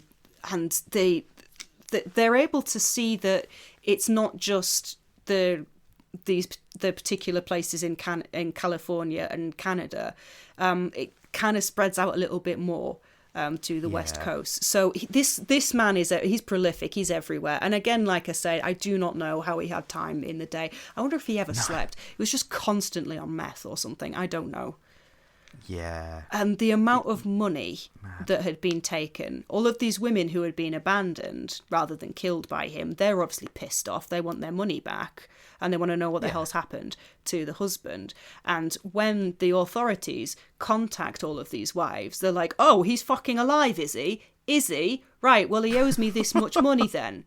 Yeah, they're not having it. A lot of them, they're pissed off because he's left a lot of them destitute.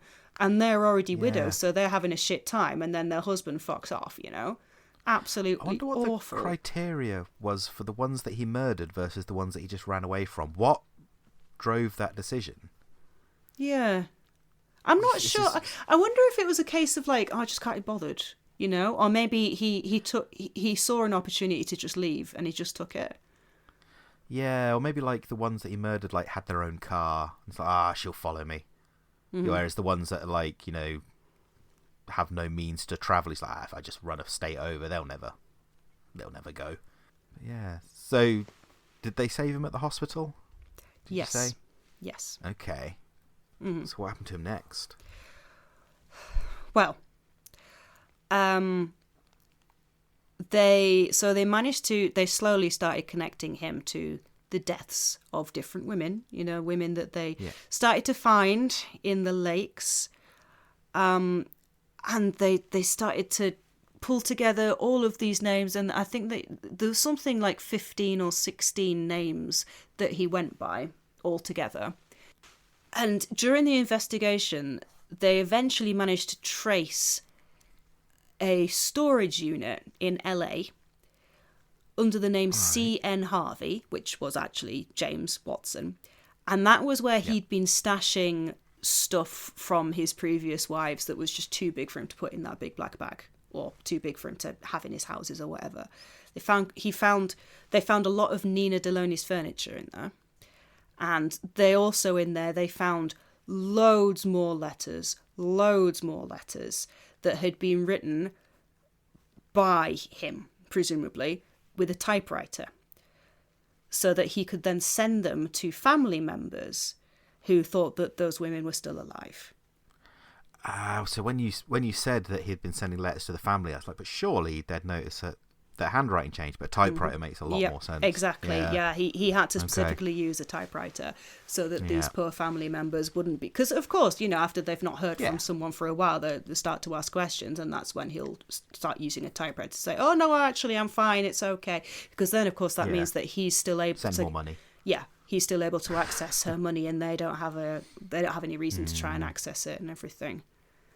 Yeah. Yeah. There was some really sad ones as well. There was like a couple of the letters would say something like, "Oh, I'm off to spend this really long holiday in somewhere or other, so you're not going to hear from me for at least a few months." Yeah. And she was already dead. But it sounds like they're forming a case against him at least. Yep. He'd also decided that he was going to clip all of the marriage announcements from the newspapers as well. So he had himself a nice little scrapbook. Right. Yep.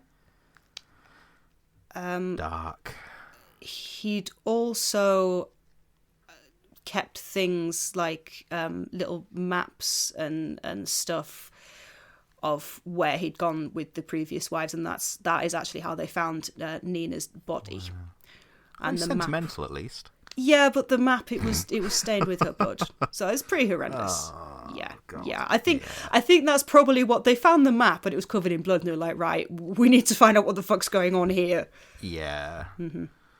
You'd throw it away, wouldn't you, if it was covered in blood? There's no reason to keep it after Exactly. Yeah. Yeah. See, that's amateur. what makes me think that what with him as well, getting all of the newspaper clippings, there's like an egotistical thing there. There's like the mind of a serial killer. Exactly. Trophies. Yes, exactly. Yeah. Yeah. Sinister. So they start to think, okay, well, is it just her that he's murdered? It's probably not, is it? And they start to link all of these other deaths of women, mostly widows, to him. And they start calling him Bluebeard in the press, which is how I came across this whole story. So Bluebeard is a folk tale, which you might have heard of. The most famous version that we know of was written by Charles Perrault, published in 1697. The story... I haven't heard of it. Oh, have you not? Okay, so the story is about... It varies from telling to telling, but the story of Bluebeard is of a man who doesn't have a blue beard, but he's just called Bluebeard for whatever reason. And he's a really rich and powerful nobleman. And each time he gets married to beautiful young women, they've all just disappeared. And it's a tragedy. And no one knows what's happened to his wives. They all assume that he's got some enemies who don't want him to have matrimony or something. And every time... Yeah. And then every time he goes and, hangs out with any of his male mates and they have daughters, their daughters are absolutely terrified because they're like, oh shit, if we have to get married to him, we're gonna die. It's gonna happen.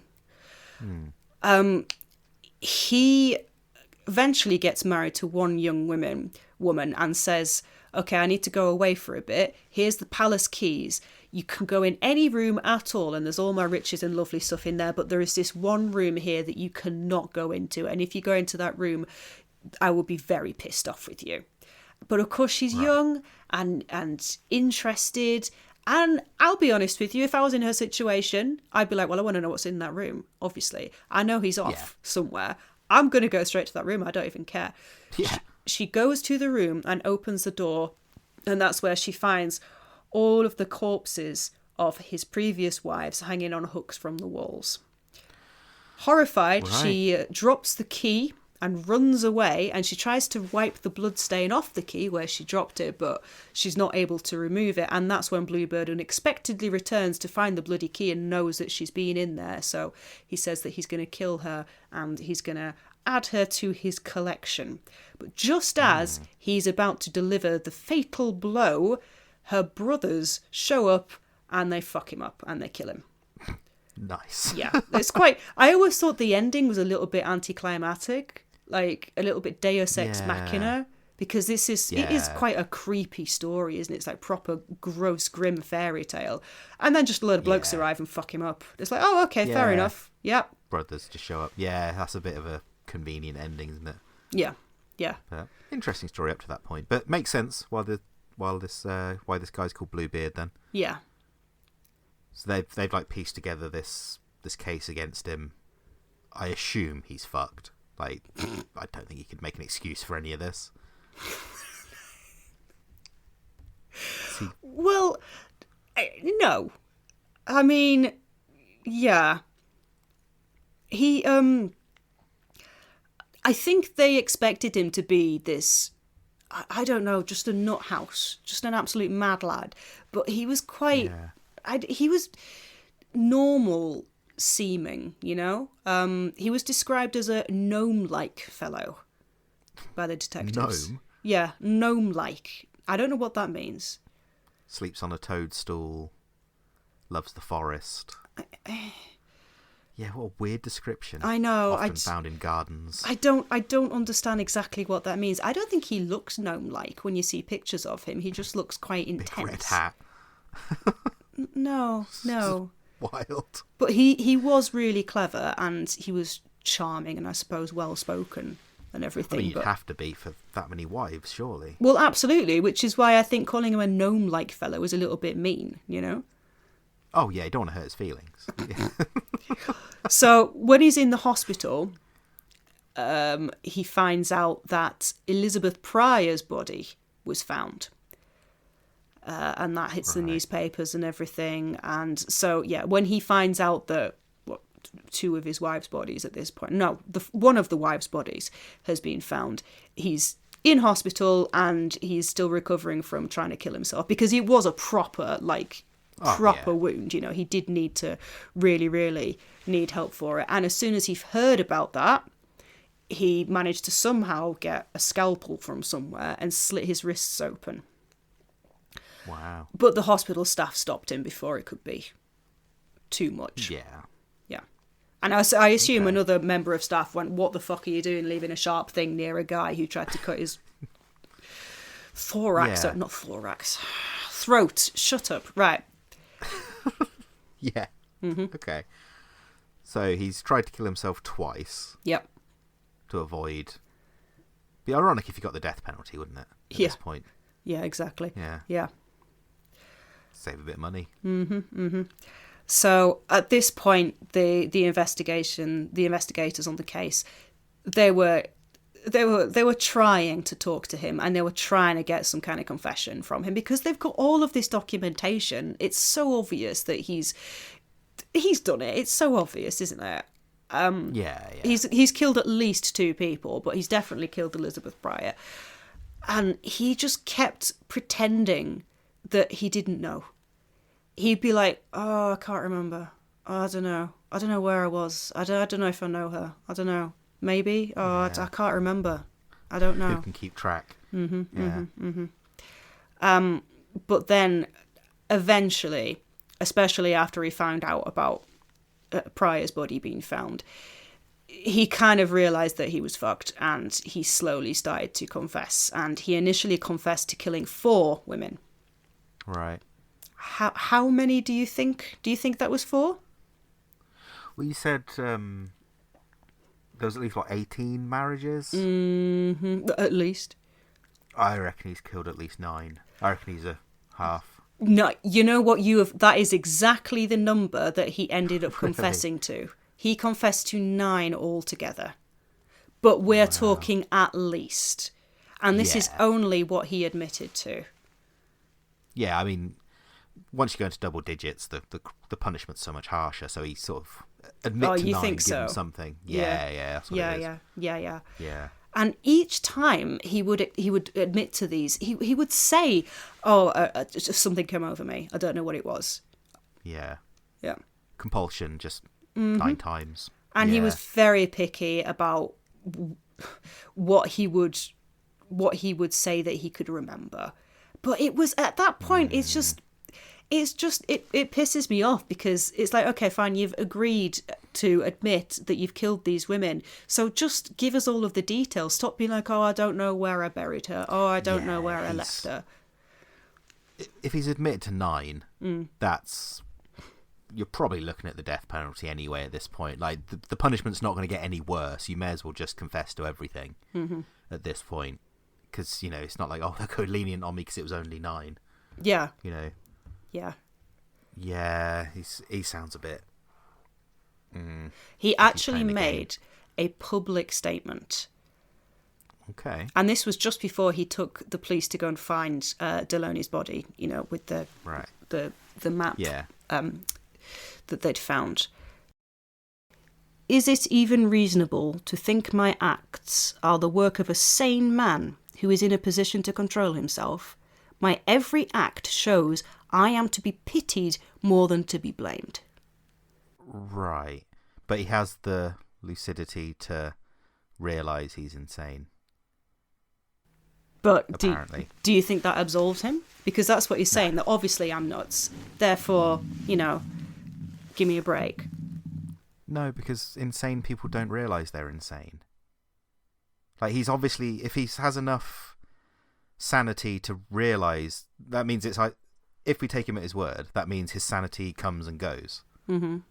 Because he's now currently sane enough to realise that he has insane periods within his life, within the months.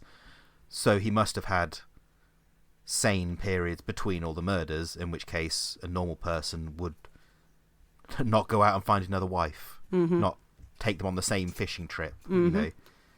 It's that's no excuse at all.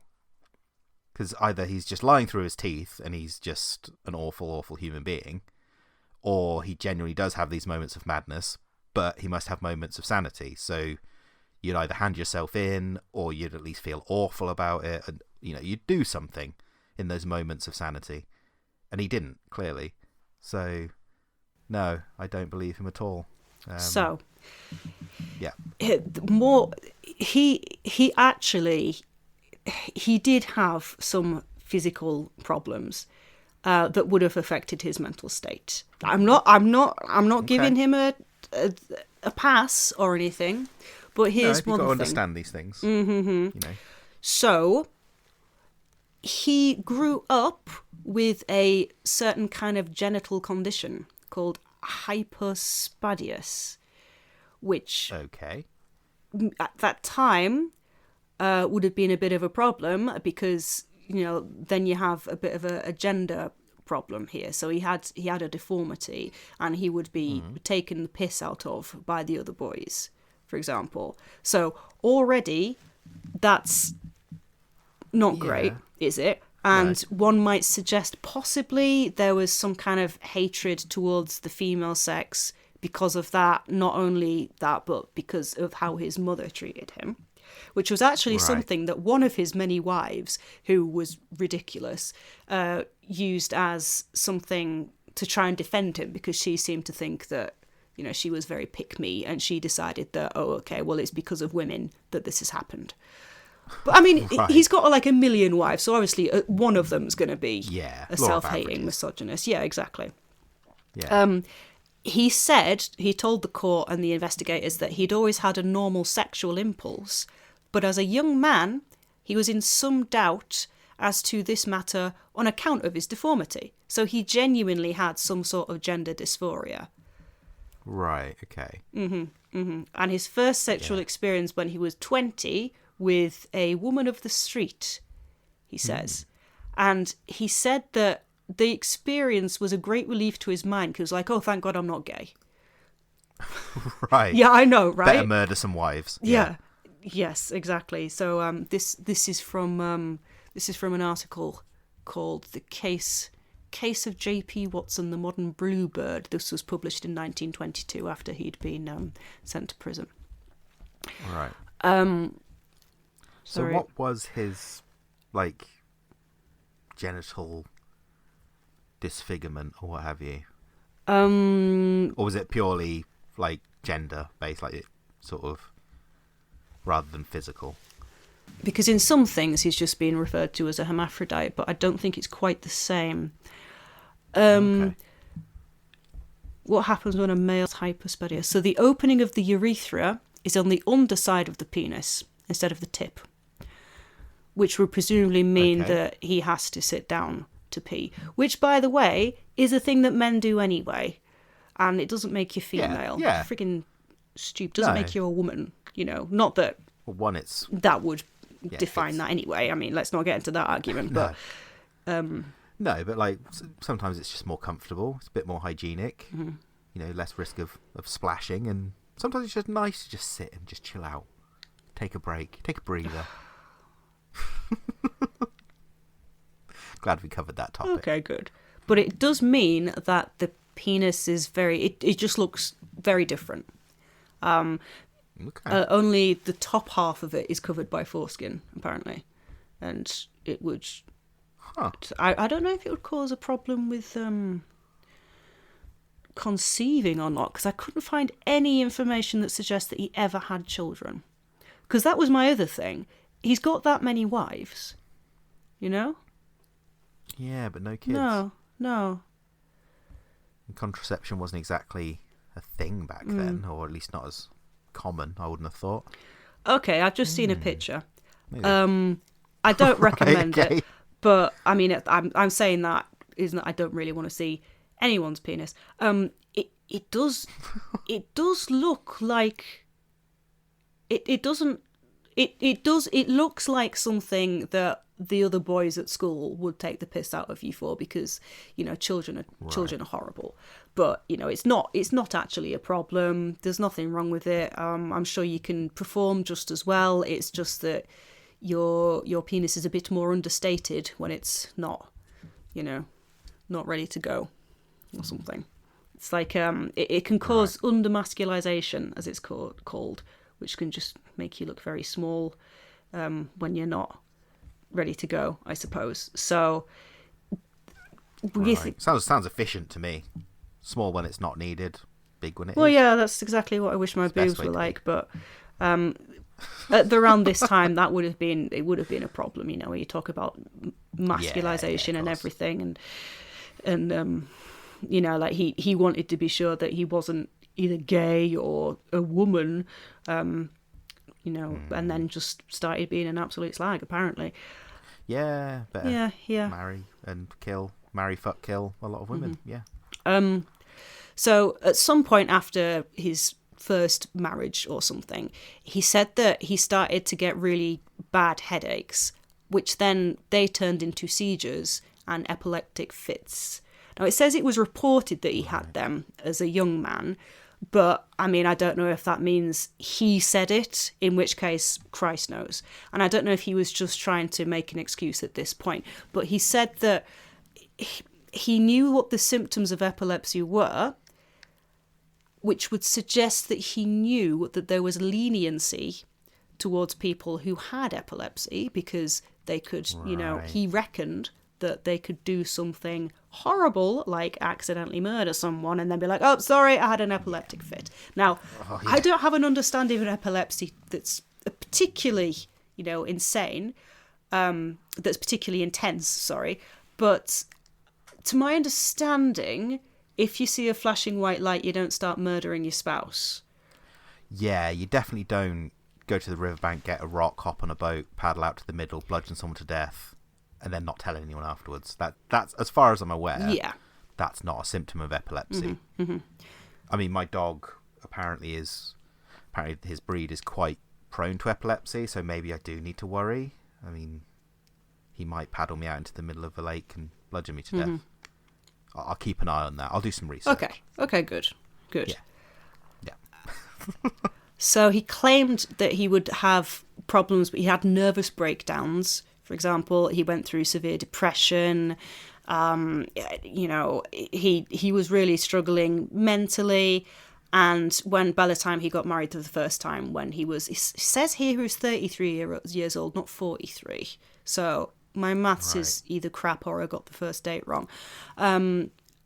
He didn't have any sort of abnormal sexual behaviors or anything in the marriage or anything. It's not like he tried to get numerous partners because of sex. Yeah, it's not some like fetish thing or sexually motivated. Okay. Yeah. So his promiscuousness wasn't to do with that. It was literally just because he wanted to get money. But he regarded his obsession for killing women, which is what he described it as obsession. He said it was an illness. I mean, yeah, in one way or another. Yes. It is. Yes, but he said that maybe he could be cured of his affliction and then he wouldn't kill any more of his wives. He wouldn't do it. I promise. Yeah. Promise I won't. So by the time he'd been arrested and then detained and everything, he literally said to the court he had gone almost a year without killing anyone. And he felt that he was really recovering. And he stated further that he believed, when I am cured, I will be safer to be at large than most men are. I mean, yeah, set him free now. Sounds like he's cured. I love Give that. him a medal. I've not killed anyone in a year. Come on, mate. I'm obviously sorted. Yeah. One whole year without murdering someone. Like, who among us can say we've gone a year without murdering someone? It makes me think of when I tried to stop smoking the first time and I had an app where I just ticked every day where I'd managed to not smoke. Do you reckon he was there with an app just like, right, didn't murder my wife today? Yeah. That's what he uses the black briefcase for now. It's just a tally sheet of how many days and months and weeks or whatever that he hasn't murdered someone. And there's a little gold star on every page. Yeah, he gets his... Except for that, one night in June where he had a bit of a relapse. What's he like? Oh, God, yeah. He saw a lake. He saw a rock. He couldn't help himself. He had to suddenly go get married and then bludgeon her to death. But, come on. What an actual We're not perfect. bastard. We can't judge people by their mistakes. But as well... That's not what rehab's about. I remember it's not just the murdering, which is terrible, but also the abandoning of so many women, leaving them in destitution, nicking their money, just fucking off. Like, that's pretty bad. Yeah. Was he addicted to that as well? Did he need a separate app for that? Yeah.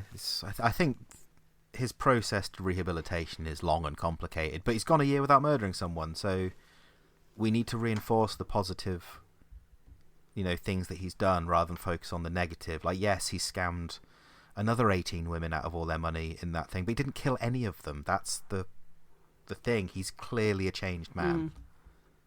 Clearly. What a fucking insane thing to say. Yep. Like, yes, I killed 9 women, but none of them in the last year. Come on, Judge. Come on. Like, one whole year. Since I haven't tasted that sweet, sweet feeling of murder. I'm clearly safer than the average human. I haven't killed anyone in 12 whole months. Do you know how long that is? And how strong my cravings are for murder? I mean that I don't have any more. Come on, Judge. So you're being barbaric. 1920, on May the 6th. Right. This, as reported by the Spokane Chronicle, I believe. James P. Bluebeard Watson pleaded guilty to the first-degree murder in a Los Angeles courtroom after admitting that he killed Nina Lee Deloney. Apparently, he sat with a bowed head and whispered the word guilty to the judge as part of a plea deal. His attorney said that all he wanted or expected was to escape the gallows. So that was obviously part of the deal. Right. But the deal was dependent on his cooperation in the other cases of the other wives who had also mysteriously gone missing, and he had confessed to several of those murders. Several of them. Right. His guilty plea came during a grand jury indictment hearing, so some uncertainty still existed about whether the plea deal was final. The Los Angeles prosecutor had never come right out and endorsed the plan. There is a possibility that plea and sentence may follow immediately, said attorneys. And he was sent to prison. Hang on, where's the bit that... You'd hope so. Right, okay. May 14th, 1920, a total of 9 murders of his wives were confessed under the name James P. Watson, and he was sentenced to serve a life term in San Quentin Penitentiary, just for the slaying of Nina.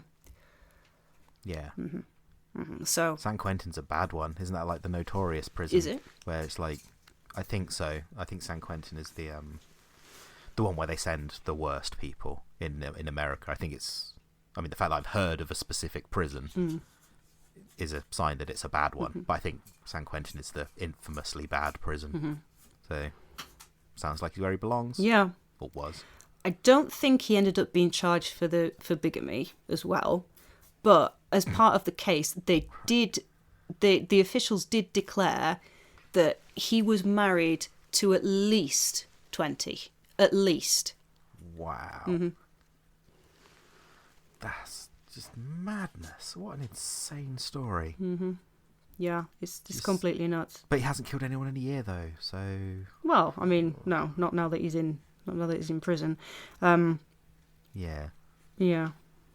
I assume he died in prison if it was almost over 100 years ago, but... Well, yes. Is that where he served the rest of his life? He wasn't released He or did, anything, but or then just- while he was in prison to keep, to get things...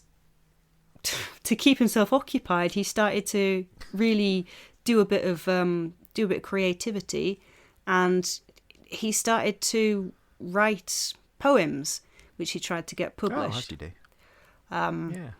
But nobody wanted his poems, so he just tried to get them published in papers, and they were like, "No, fuck off."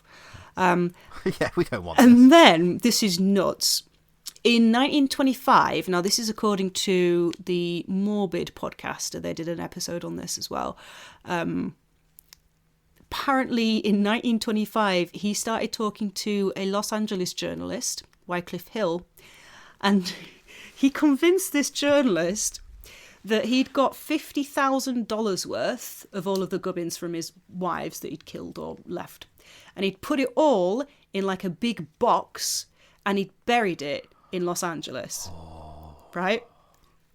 Nice. So for the next 5 years, this newspaper just published the story about this. So members of the public were just going all over the place, all over the deserts and that, with spades, and they were just digging the entire place up, trying to find this knobhead's chest of $50,000. Would you join in? Would you? Well, no. I mean, no. That's insane. I mean, why? No. I would. No, At yeah, least but it's a nice day out. What information are Exciting. you getting? Like, I don't understand how they would possibly triangulate it. Were they just like, okay, well, it's somewhere in a desert. Let's go. Come on. Yeah. If it's a desert, I'm just trying to think if it had happened like around where I live, whether I'd sort of be looking at different like landmarks and go, oh, I bet that's a good place to bury some treasure. Yeah, but then I'll go get my spade. No, just no. Apparently, well, it turned out. This is according to the Morbid podcast. The paper had actually paid the journalist Hill a lot of money for the story, because it kept going and going and going. So it was bollocks. Yeah. It was just complete bollocks. Yeah. And the journalist actually, I think he retired in disgrace, or at least he, stopped working for the paper. And yeah, like James Watson, he did that for the lols. There's no way that he actually had $50,000 in a big chest buried. Yeah. I mean, just because you got the name Bluebeard doesn't mean you can bury treasure like a pirate. Yep. It's... Yeah, I think he was. I think he was just having a nice time trolling. Like he was just desperate to be back in the limelight again. So then he, Yeah, But then, he's got no wives to kill anymore. But then, the journalist Hill because he was so pissed off, now just having this really, really bad reputation for running this story, like presumably he did believe him, he sued him for $25,000. Right. Of course he did. And then James P. Watson was like, all right, then fuck you, and countersued him for $50,000, saying that Hill had defamed him. And then in 1932, when the case came to court, a judge took one look at it and went, shut the fuck up, the pair of you. Yeah. And just chucked it out. He's like, just shut up, all. Just go away, both of you. Just chucked it out. Fair play. So, that judge knows what's going in on. 1939, James P. Watson finally died. And he was, believe, 69. And he was buried at San Quentin's Boot Hill Cemetery in a grave marked with his prisoner number and nothing else. That's kind of... I mean, not that he deserves much better, but just being buried with a grave that has your prisoner number on it and nothing else, that's... Mm-hmm. Yeah. You'd think people would... Even prisoners, you'd think they'd still at least put the name on. Or, you know, respect the dead and all that. Well, that place is definitely haunted if that's how you're treating them. Yeah, but... I suppose that's just like... The final fuck you we can do to someone like that is just to dehumanize them. Don't get a legacy. Yeah, exactly. It's although we still write all these newspapers and do podcasts on these people. Yeah, I suppose. So yeah, their legend lives There's on. that. Yeah. Yeah. Just an absolutely insane story about just this complete nutter of a dude. I mean, there's been various other real life people compared to Bluebeard, but he was the one who just pushed the boat out, like absolute insanity state of it. And I just don't know how. Oh God, like even thinking about it, how would I'd have to have a Trello board and like every single guy that I'm seeing just have their own little Trello card, and then within that I'd have to. The fact that he was able to manage all of that without modern software is nuts to me. It's insanity. Get a Monday.com account and just, you know... Well, even... I wonder if we can get a podcast sponsored by even that. These people. Yeah, it would be like, Monday.com. If you're thinking of massively embezzling a load of people out of money, marrying them and keeping a hold of their lives and everything. Keep track of your 30-odd wives with Monday.com. 20 at least that he married. And then the fact that on top of that, when they found his big black bag, there was 20 women that he was talking to, you know. Yeah. It's a full-time job. It's a full-time job. That he wouldn't have got anything else done. He must have been doing it constantly. No matter where he was writing his letters as well, this is the thing that I also don't get. That, okay, fine, he's got a typewriter, but then he can't copy and paste, can he?